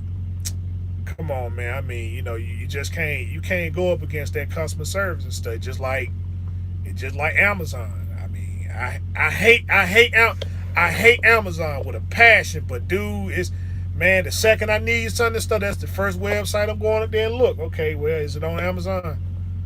You know, guys, you try to give everybody else the benefit of the doubt. Just like I'm starting to buy car parts off of Amazon. Just daggone, the car part what, $100 cheaper. It's $100 cheaper and stuff. But eventually, Amazon just gonna be like Walmart and stuff, man. Like, shoot, when this COVID hit and Walmart start setting up their stuff, they said, okay, well, we ain't doing no more 24-hour stuff. Like, where else can you go? Where else can you go? The grocery store? They acting like plum food. Like,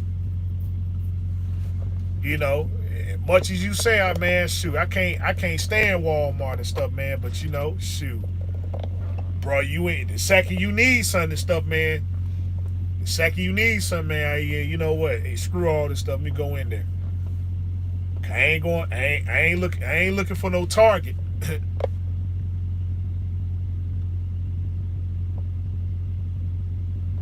Hey, I told the public what's going on with you.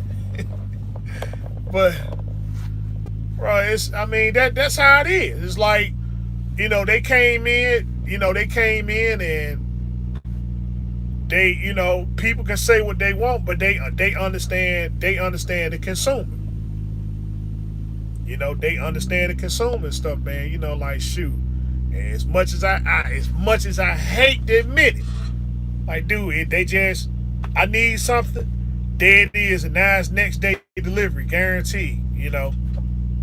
Like, you go to AutoZone or just anywhere where you got some human contact and stuff, and the first thing they doing, they being disrespectful to you.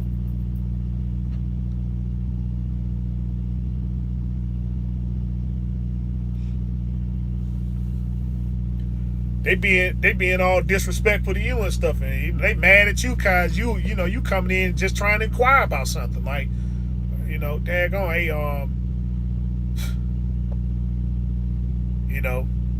online stuff, you ain't dealing with no disrespect or no cussing. No, it's you fussing your own self out.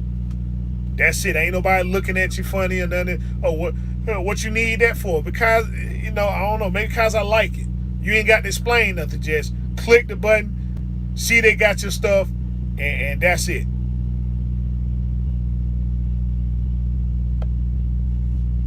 Hey, you ain't had to change that, girl. I seen it. Yeah, it's you right. You know, you right, man. But it's just I'ma tell you, it's just when I use a taxi, I use a taxi and stuff. Yeah, well, I mean, I'm from a small town, Rocky Mount, right? And I'm gonna tell you, don't nobody around that take, don't nobody around that take care of their taxes. They sit over there, they just, you know, bro. I just,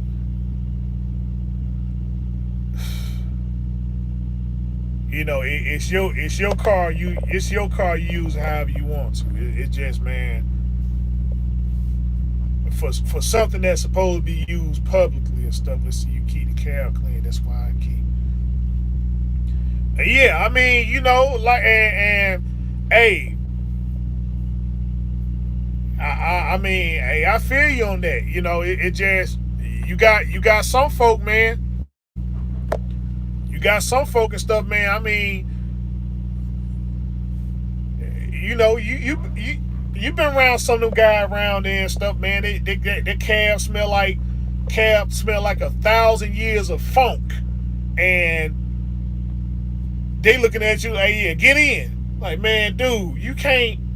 Like I said, you can't get an ozone machine or something. Just, hey, at the end of the day and stuff, man, put an ozone machine in. 30 minutes later, it'll get rid of the whole odor and the smell. You ain't got to use no air freshener or nothing. You know, just get a $30 ozone machine, just set it in there for 30 minutes, and all that odor and stuff is gone. Like, you know, I get it. You got to haul people around and stuff, and then, everybody ain't going to be respectful to your stuff either, Everybody ain't gonna be respectful to your stuff either. It's just still, man. Sometimes, man, what deviate a lot of people from doing certain stuff is when you got certain respect about stuff, like, like that. What's that truck coming? TMC. TMC is a requirement. You gotta get your truck washed. You gotta get your truck. You ain't never seen a dirty TMC truck. And all they do is flatbed. I ain't never seen a dirty TMC truck, and I ain't never seen one broke down. And they say, man, they expect, their inspection stuff, man, is exquisite. Like, you got it.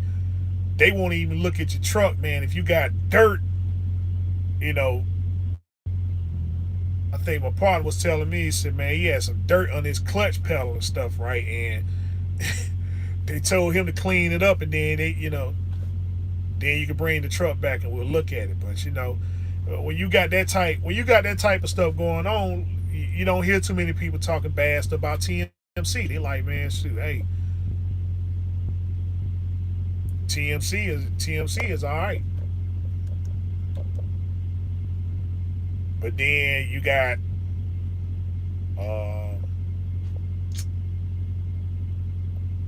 I don't know. I ain't when you start naming some of these truck companies and stuff, but man, it just, dude, I understand sometimes I ain't the most thorough person, but man, I ain't gonna sit there and let my truck just fall. I ain't gonna let my truck just fall to mess. And I'm like, you got a brand new truck, and then you got all these scuff marks and cabinets and stuff all took drilled. You got holes drilled all everywhere. Oh, it's every 2 weeks. Okay. Yeah, it's every 2 weeks at TMC. Okay. All right. I mean, I get it. You know. Some companies, they tell you, look, we ain't, you get the truck wash, you paying out your own pocket. So, you know how folk feel about that. Like, man, I ain't about to spend my own money on this truck. I'll keep the inside clean. And stuff, but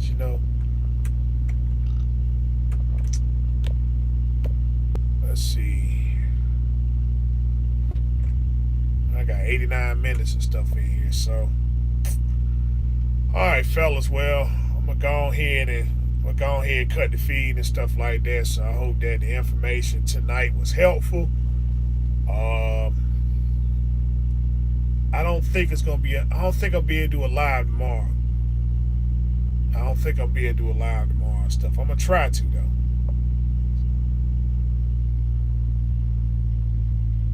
though. Okay, yeah. So see, they, like I said, TMC, they just one of the few people. Man, that just take pride in stuff. Like, hey, I don't want to see my truck going up and down the highway all dirty and toe up, you know. So, but when you got that type of atmosphere and stuff, that man, some of the people and stuff, they just jump along with it. Like, man, shoot, hey, dude, truck always clean and stuff. So I'm, truck clean and stuff. It just, I don't know. It does something to you, man. Like,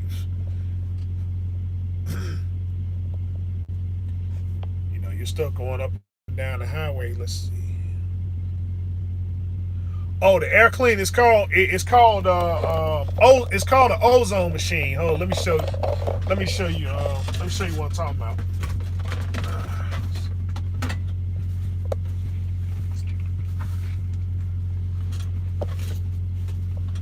My box all messed up.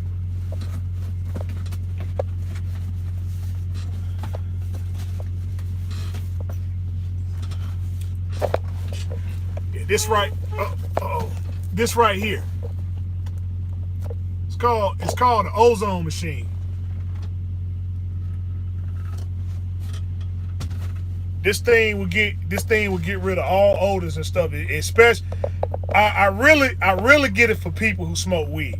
I ain't gonna lie. Like, God, for some reason, people think like, well, you can just cover up that weed, and I don't know what kind of stuff they smoking now, but man, they think they can just cover it up, man, with some black ice and some free breeze and stuff, man. I'm like, dude, it's just they think they can cover up that yak with that daggone black ice and free breeze and everything. And dude, the only thing you just got black ice, free breeze, and that yak, all mixed up in one. And so, and plus it just eliminate a lot of, especially us that drive a truck, man. Um, it get rid of the emissions and stuff like that. And sometimes you can still smell the death fluid and all that stuff there. So if you use the ozone machine, just make sure take all your clothes out of the truck, right? Make sure you ain't got no clothing. Make sure you ain't got no clothing or nothing in there, and make sure you take your sheets and your blankets out. Your sheets, your blankets, your pillows, take them out too, cause you don't,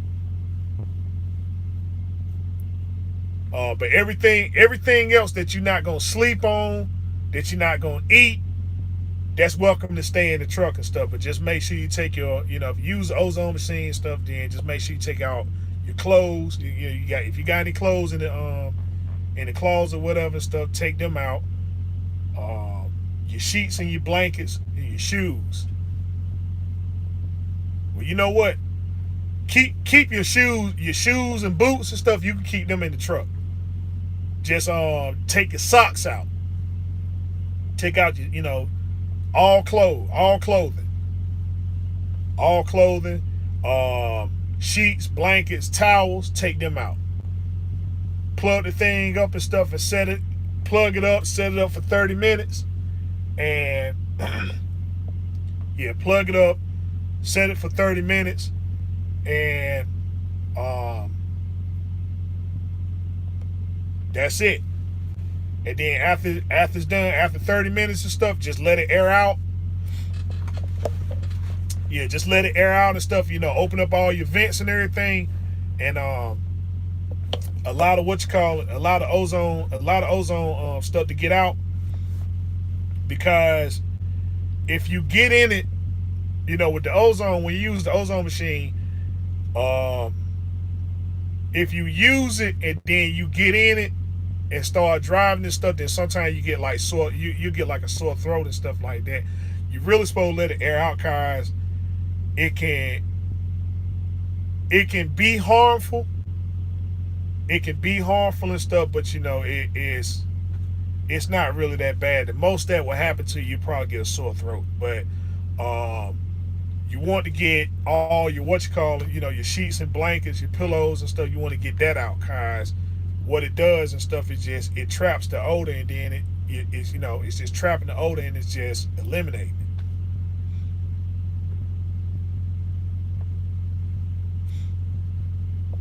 But you definitely don't.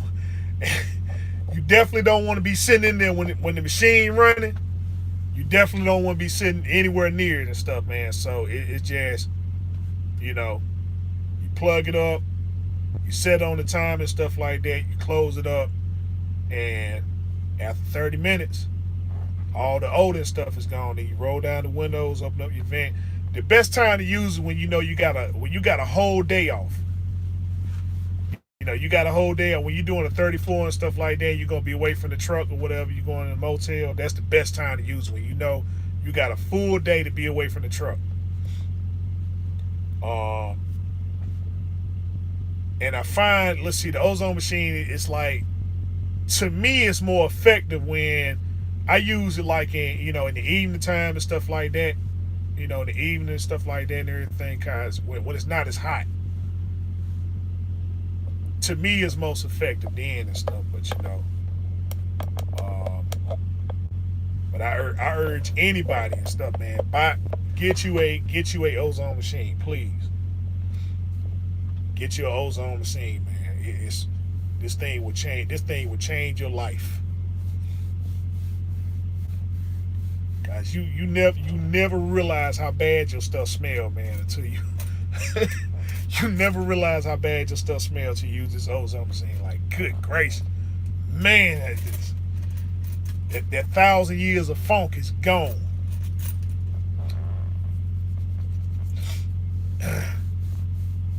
And if it's real bad and stuff, you might have to use 2 turns of it and stuff, like 30 minutes. You might still smell a little something and stuff. Just get back in, set it for another 30 minutes and stuff, and then yeah, you get rid of that 1,000 years of funk. All right, so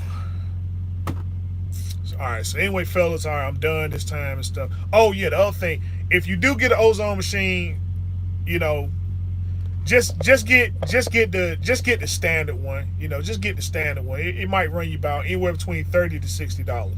You don't need the $200 and the $300 one, unless that's for, like, if you're doing like commercial property and stuff like that. Then it's good. It's good for that. But just for your car or your truck or something like that, little small spaces and stuff, then just get you a standard ozone machine and stuff, and it just 30 minutes, 30 minutes and stuff, man, the funk is gone. All right, so yeah.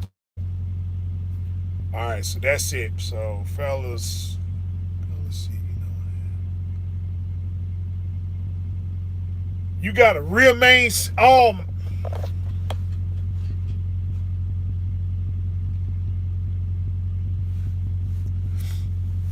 You got a rear main seal leak. After spending $6,000 to get your transmission rebuilt, you got a rear main seal leak. That incredible. Incredible. All that work you did to that truck, man, and now you got a rear main seal leak. That's bro. I don't even know what to say about that. I really don't. I mean, that's all that work you did and stuff, and then they're gonna have to drop their transmission again, just put another rear main seal in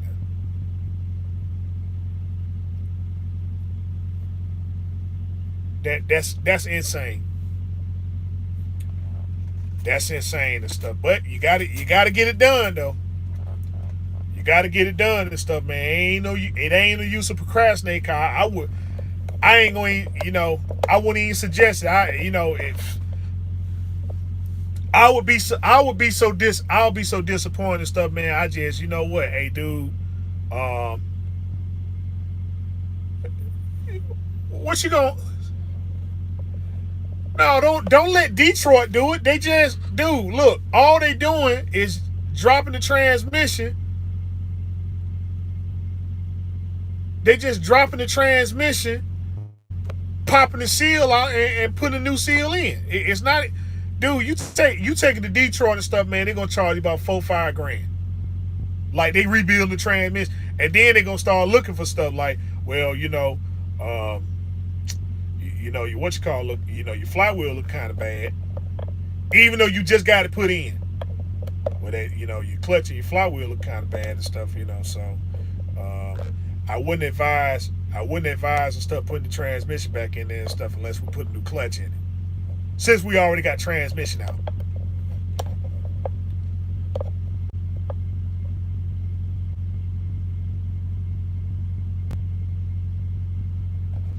But dude, listen, Migos was the one. Migos was the one that dropped the transmission. The AC. Brandon, what the heck, dude? So what was that 3500?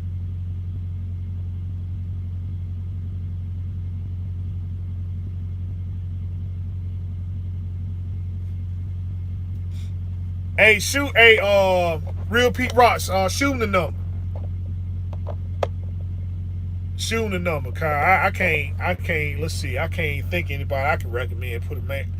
Cause with the rear main seal and stuff, hold up. That shot that Preacher uses, I would use them and stuff. The only problem with the rear main seal, they ain't gonna get to it right away. Kyle, they gonna leave the truck in and stuff, man, and pick it up in 2 days. Kyle, they gotta, we gotta drop the transmission and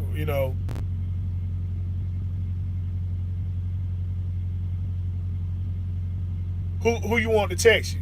Real Pete Pete Rock.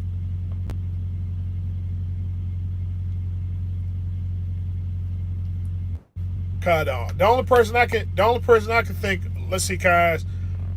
Preacher got to get his done, and yeah, Preacher got to get his done and stuff. And that shop he used and stuff, they seem pretty good. But you got to go to Florida though. Oh, he in Kansas. Shoot, he in Kansas. I doubt he go.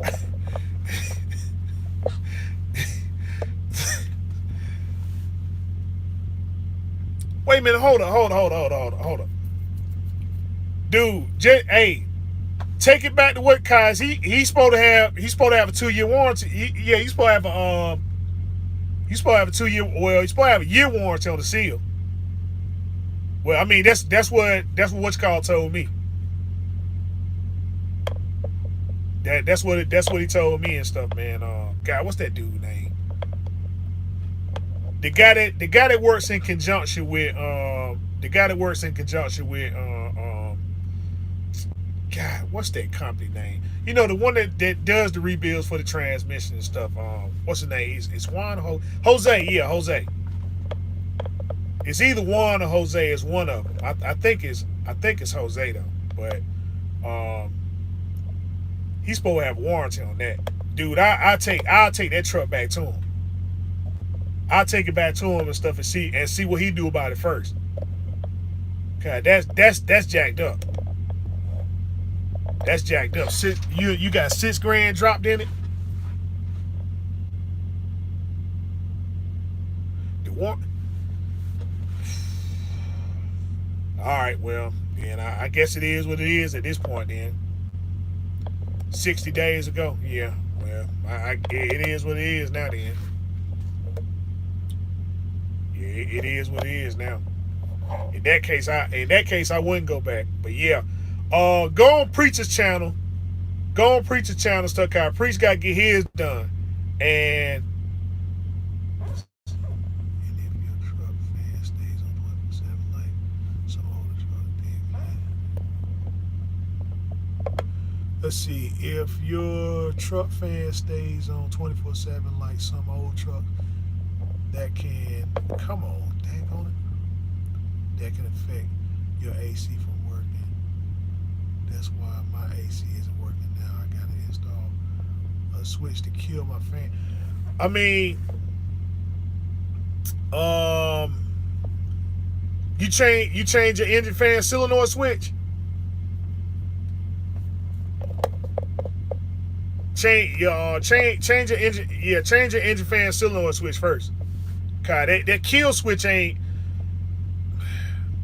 the kill switch ain't. I mean, I guess I guess you can get that, but it's just usually that fan that your engine fan stay on and stuff. You got to hold the truck. Then it's that the engine fan solenoid. Okay, it done got. Let's see. I think my fan clutch is bad, but yeah. Cause if your clutch fan if your fan clutch is bad, right, then yeah, that's something you probably want to jump on that right away. Cause if it gets too bad, right, and if it gets too bad and stuff and it works its way loose, then that thing will go up against your radiator. So then you're gonna need a radiator too. So yeah, just check your engine fan. Check your engine fan and stuff, and then wiggle it and stuff and see if it's tight. Okay, if it's loose, or if it's making any noise and stuff, then yeah, then it's your fan clutch.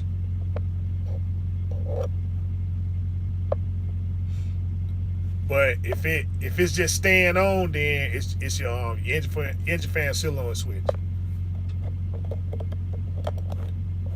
My brother just had to change his. He got a '06 Columbia with a C15 cat, and he kept saying the same thing. My fan stays on constantly, so he changed the switch, and them old raggedy trucks. Yeah, them old raggedy trucks, man. Yeah, speaking of old raggedy trucks and stuff, let's see what Chase and Andrew was talking about. Let's see, he doing what? He doing a 7-day getaway from California. Oh, you got C15 too, yeah. Engine fan, yeah. Change your engine fan solenoid switch then. Change that first, and that should fix your problem. Yep, that should fix your problem.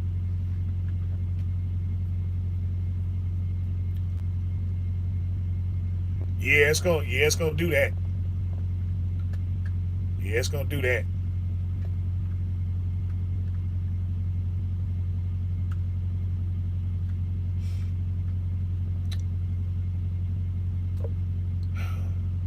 All right, fellas. So y'all go ahead and end the day and stuff, man. If I got some free time tomorrow and stuff, I'm gonna go ahead and go live one more time, and that'll just be a Q&A. So I think I cleared up. I think I cleared up everything about the AB5 and the Pro X. So, but, I'm pretty sure I probably get some questions in the comment and stuff like that. I'm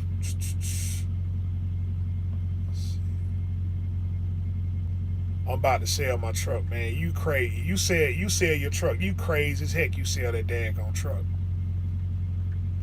You did all that work to the truck, and now you're gonna sell it for what? What was the whole 3,500?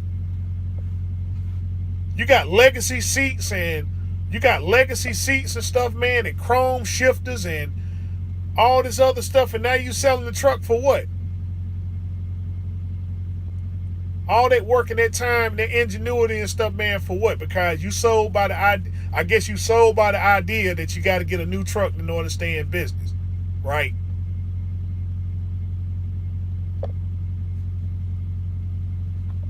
Truck making all that money for you and everything and stuff, and now you want to get rid of it for what? To get another money pit?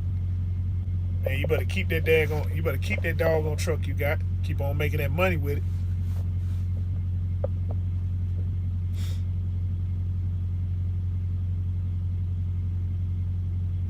You hate issues. You go, heck, a new truck. What a new truck supposed to solve that? Cause shoot, what's the name? Josh was having all them problems with his truck, and his truck brand new. you gonna have issues no matter what. You know, old truck, new truck, you gonna have issues, man. It just, dude, they just, hey, you fix it and you keep it moving and stuff, man. That's all to it. No matter what truck you get, new or old, you still gonna have issues sooner or later, and you're gonna have to deal with them. Oh, he be racing with his truck. Yeah, see, yeah, all right, Dale Earnhardt, you need to slow down, man. He crazy. This dude just dropped 30. He just dropped 3,500 in that truck, getting all this stuff done. And now he talking about getting rid of brand new legacy seats and all that stuff there.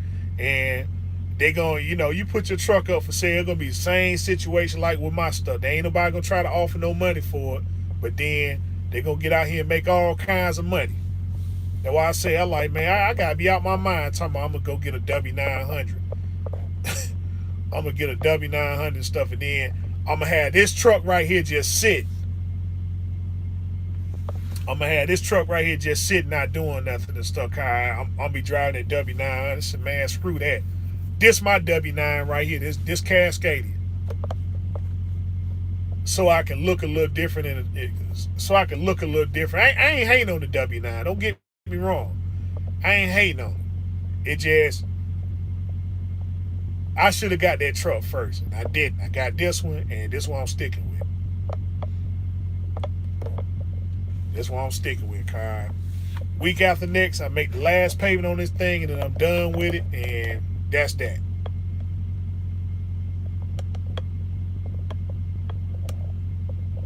You want $30,000 for that truck, man? Dude, $30,000. They selling Cascadias for 25. And your truck is your truck is a '06 Columbia, right? It's a '06 Columbia. The only way you get $30,000 if you got a 12.7 in it, if you got a 12.7 in it, I'm saying why I say 12.7 because it's got to be a 99. If it's E-log exempt, you'll get $30,000 for it. That's about the only way. If it's E-log exempt, you'll get $30,000. You'll get $30,000 real fast. If it ain't E-log exempt, hang it up. I think I'm ready to get my own authority. It's worth it running local and no. I mean the thing with getting your own authority, right?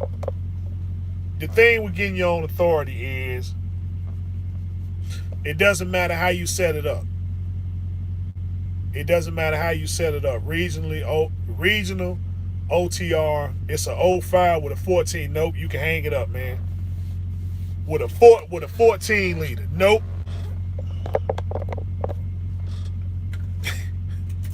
A 05 with a 14. Nope. The truck lot was selling for $30,000, but you talking about you yourself trying to get $30,000 for it, it ain't gonna happen. It doesn't matter. You can produce all types of paperwork and they still won't buy $30,000. First, God, that's the first thing gonna be, man, shoot, $30,000, I'll give me a Cascadia for that. But yeah, getting your own authority, it doesn't matter how you set it up as long as you got something. Let's see, I run reasonable with my own authority. Right. So, yeah, just something like that. As long as you got consistent work, right? As long as the work is consistent and the money is, the work consistent, the money is consistent to pay for your stuff, right? And you ain't got to be up here on the load board all the time looking for scrap. Is the 14 better than the 12? And the only reason why the 14, the only reason why they went to 14 liter is because the 14 liter got EGR in it. That's it. That's the only thing that separates the 14 from the 12.7.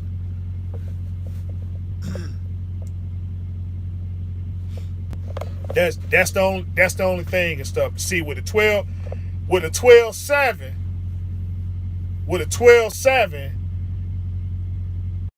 you can go and get you can get the VIN plate. You can get the VIN plate and make it a 99. You can't do that with a 14 liter. You can't do it because they didn't start making 14s. They didn't make the 14 liters till 2000 04. They started making them in '04. So yeah, I understand. You know, your truck has certain the EGR and stuff. So, but the thing is, with the 14, you can't manipulate a 14. You can manipulate that 12.7 all day.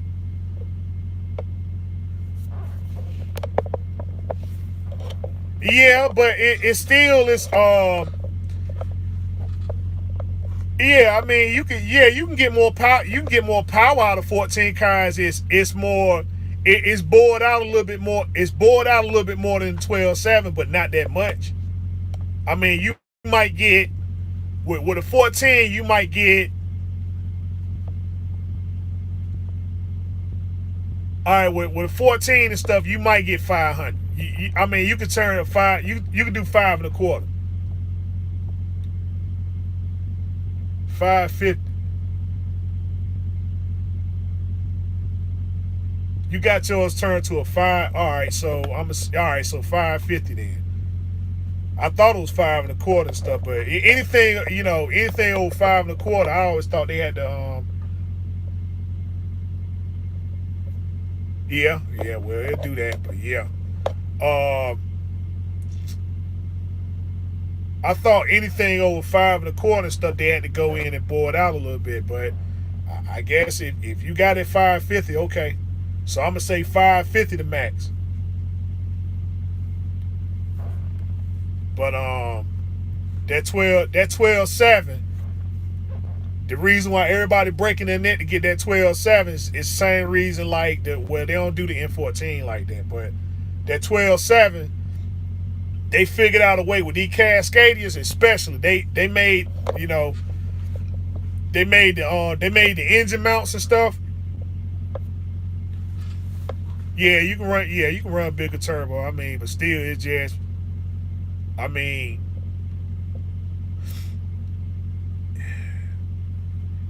if you don't,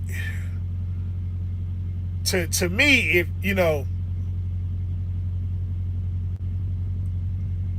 if you turn it up right, you can get it tuned. You got to get it tuned. Anytime you go over, if you go over 470, if you go over 475, you got to get it tuned. Anything over 475, you got to get it tuned. With the exception of the ISX. Okay, you got the big turbo too. Okay. With the exception of the ISX, the ISX will give you, some of them will give you 500 out the crate. They already come 500 out the crate and stuff with the ECM already turned up. But anything over, the most you're gonna get is 475. Anything over 475, then you got to start talking about tunes and stuff. But them 12.7s with the Cascadians, they made them, they figure out how to mass produce those engine mounts and stuff, and everybody been breaking their neck to get 12.7 now. They's like, okay, and it don't matter what year you got with a 12.7 car. They just go in, change the VIN plate, and they pop the hood open. Yeah, I got a 99. I'm ELD exempt. I'm ELD exempt. And you probably got a O2, but you can change those VIN plates.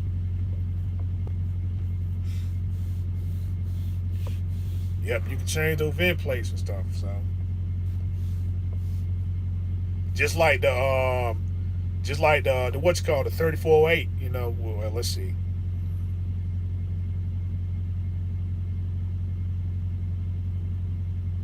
$600. So then you're gonna have to, when they rebuild. Okay, if you go in for a rebuild and you want them to turn up to a 6, cause dude, they can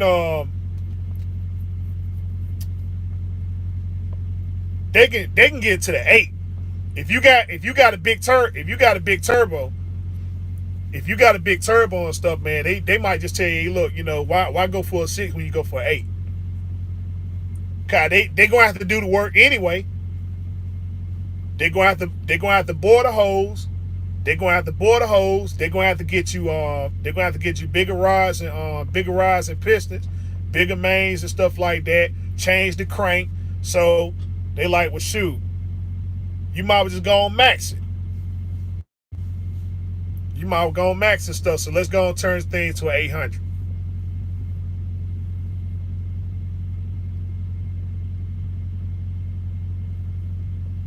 No, you can't. No, you can't. You can't switch the valve covers on the 14 and the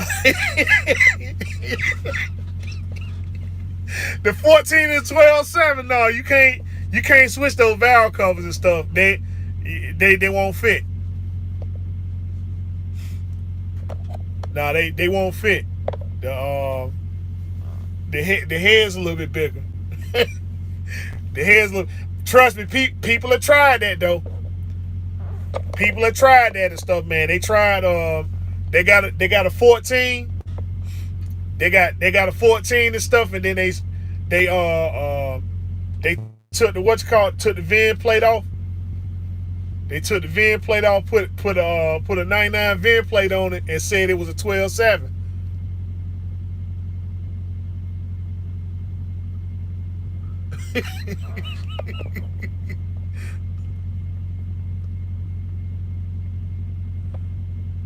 Yeah, I mean, you can swap. I mean, you can swap the VIN plate and stuff, but they gonna know it's a 14. They gonna know it's a 14 and stuff, man. It just I know what you're saying, but yeah, people tried that and stuff. It just you can't do it at 14. That 12 though, you can do that 12 all day.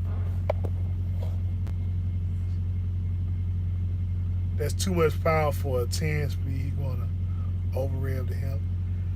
I mean, yeah, you gonna. I mean, you can do a straight 10. It just you can do a straight 10. You just gotta get long gears, which means they gotta go inside. They gotta go inside the transmission again and stuff, and go inside your transmission again and stuff, and switch your out, switch your gears out. But yeah, you might as well. Let's see. OTR truck, what's going on? Yeah, so you talking about yeah, if you go for 600, you might be talking about I just go all out, man. I gonna get an 18 speed. I'll get an 18 speed transmission.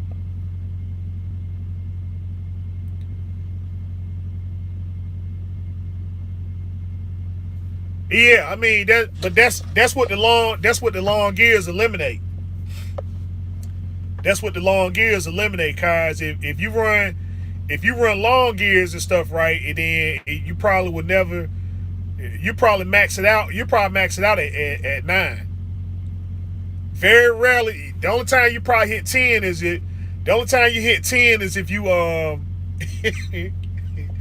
I mean, you got to get if you run out west or something like that, you hit a stretch of highway 75 mile an hour. We trying to get it out there to 8.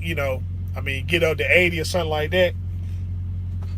Then you might drop it into the big hole.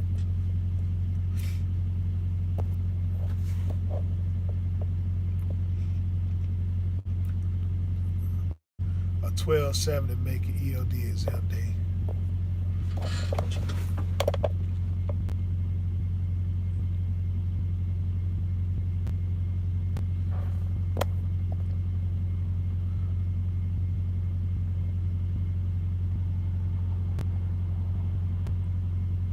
Oh yeah. Like I said, 12.7 you can get away with it. 14 you can't. Yeah, that 14 you can't do it. Well, I'm gonna say this: you can't do it yet. You can't do it yet.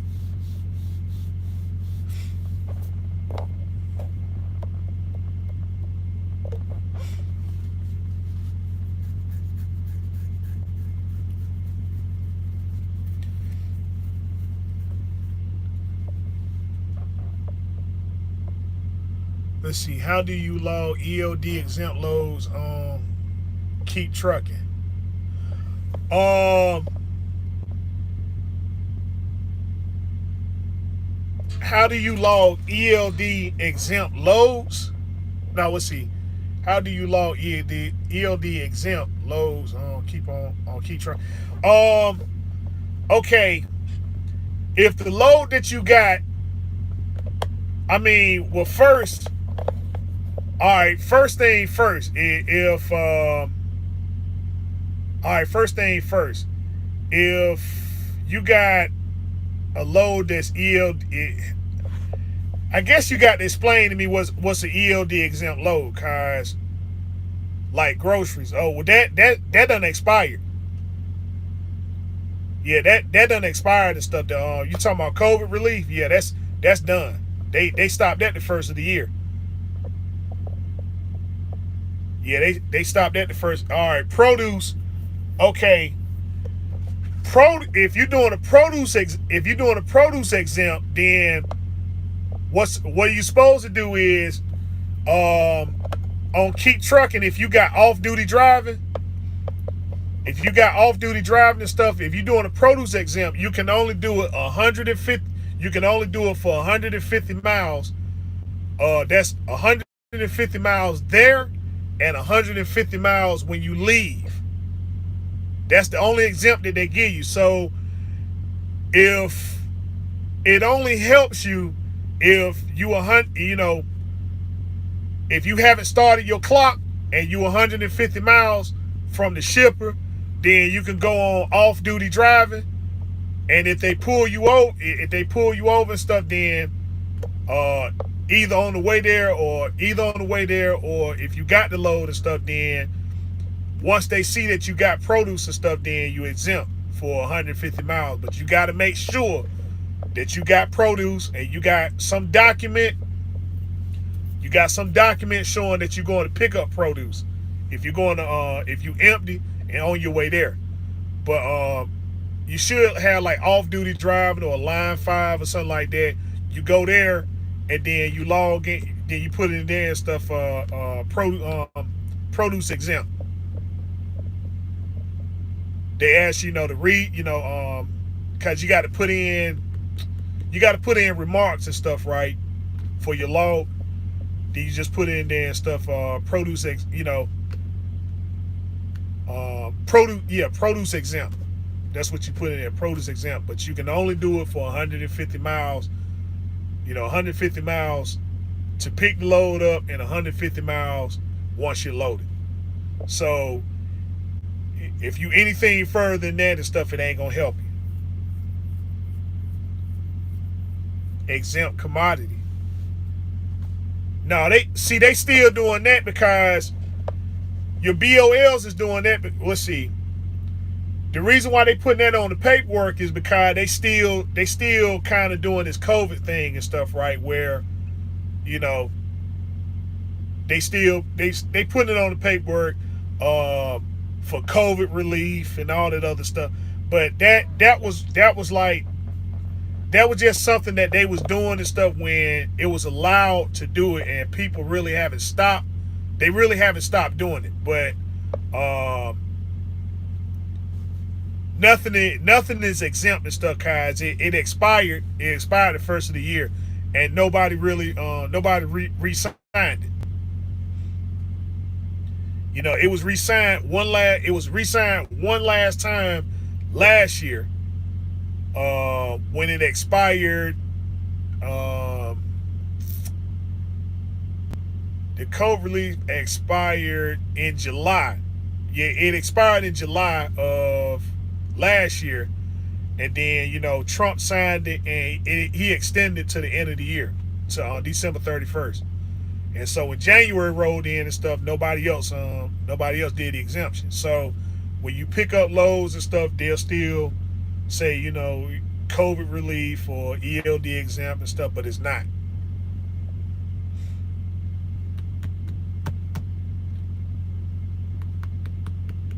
Unfortunately, but I wish they would stop that. But some customers still do it. But that's where that comes from, Kai. I just did load.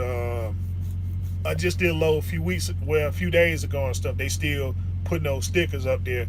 Load is for uh, load is for restocking, COVID and stuff. But they've been doing that and stuff, and they just ain't stopped doing it. Let's see. Why did you sell your twin turbo cat? I didn't sell it. I gave it away because I didn't have nowhere to park it. I mean, when the truck when I got this truck, the other truck was sitting, and everybody was just asking questions about it and stuff. So I found my Facebook page and stuff. So I'm gonna get the pictures and stuff up there, and I'm gonna show you how it looked. I'm gonna show you how it looked and stuff when I parked it, and then that's when everybody started asking all the questions and stuff about the truck. So I just, you know, um, that was one of the mistakes and stuff that I made. Like I say, that's the reason why. Really, that's the reason why I ain't really got a W. Why I ain't really go get the W9, right? Cause I said, what am I gonna do with this truck right here? Cause nobody wants to buy it. Well, nobody wants to give me the money that I want for the truck, and I didn't want the truck sitting like everybody. Well, you can park it here at the terminal, but then it's parked at the terminal, and now people gonna be looking at it and stuff, but they ain't gonna offer me no money for it. A daggone that truck been sitting there a long time, man. Who truck is that? You know, and then people start getting ideas, stuff start getting missing off the truck. You know, that sort of thing there. So instead of somebody just saying, okay, yeah, Rooster Hunt, here the money that you want for the truck and stuff, right now it's my truck. All right, cool. But I don't want to get another truck like I did with this one and then be worried about my other truck. You know. I don't mind parking it, but the thing is when you park it, that's when everybody, you know, like the terminal I'm gonna park it at and stuff. It ain't no truck there. So sometimes when I get there, they ask me to move a few trailers and stuff for them. Like we got a bunch of drop and hook and stuff over there. So they'll ask me to move some trailers around the yard and everything. And I can imagine with this truck being down there at that shop, hey man, hey listen, can I use your truck to move a few trailers? Next thing you know, my truck way up here doing loads. So I'm like, no man, that's buy the truck. If you buy it, you can move as many trailers you want to. But people see stuff and they figure like, well, oh man, he got it like that, and you can imagine, okay, yeah, Red Rooster in the W900, and then I got this truck right here sitting. And y'all seen the pictures of it and stuff, so I mean, you got this truck right here sitting, and then I got the W9. First thing, oh man, shoot, Rooster got all that money, which I do, but I mean, still, it just just cause I got money on me, you take advantage of me. I mean, good gracious, shoot. Elon Musk got money, but you still got to buy the Tesla. It ain't like, okay, yeah, I can go to Tesla and just drive the car out the lot and stuff. Cause Elon got money. It don't work that way, man, dude. Shoot, you buy the Tesla, you can do whatever you want to with it. But that's the whole thing. I don't want to go through that nightmare again. So I just to keep a peace of mind and stuff like that. I got the truck. Ain't nothing wrong with it. It's making me plenty of money. So why sell it? Why give it away? Ain't nothing wrong with it.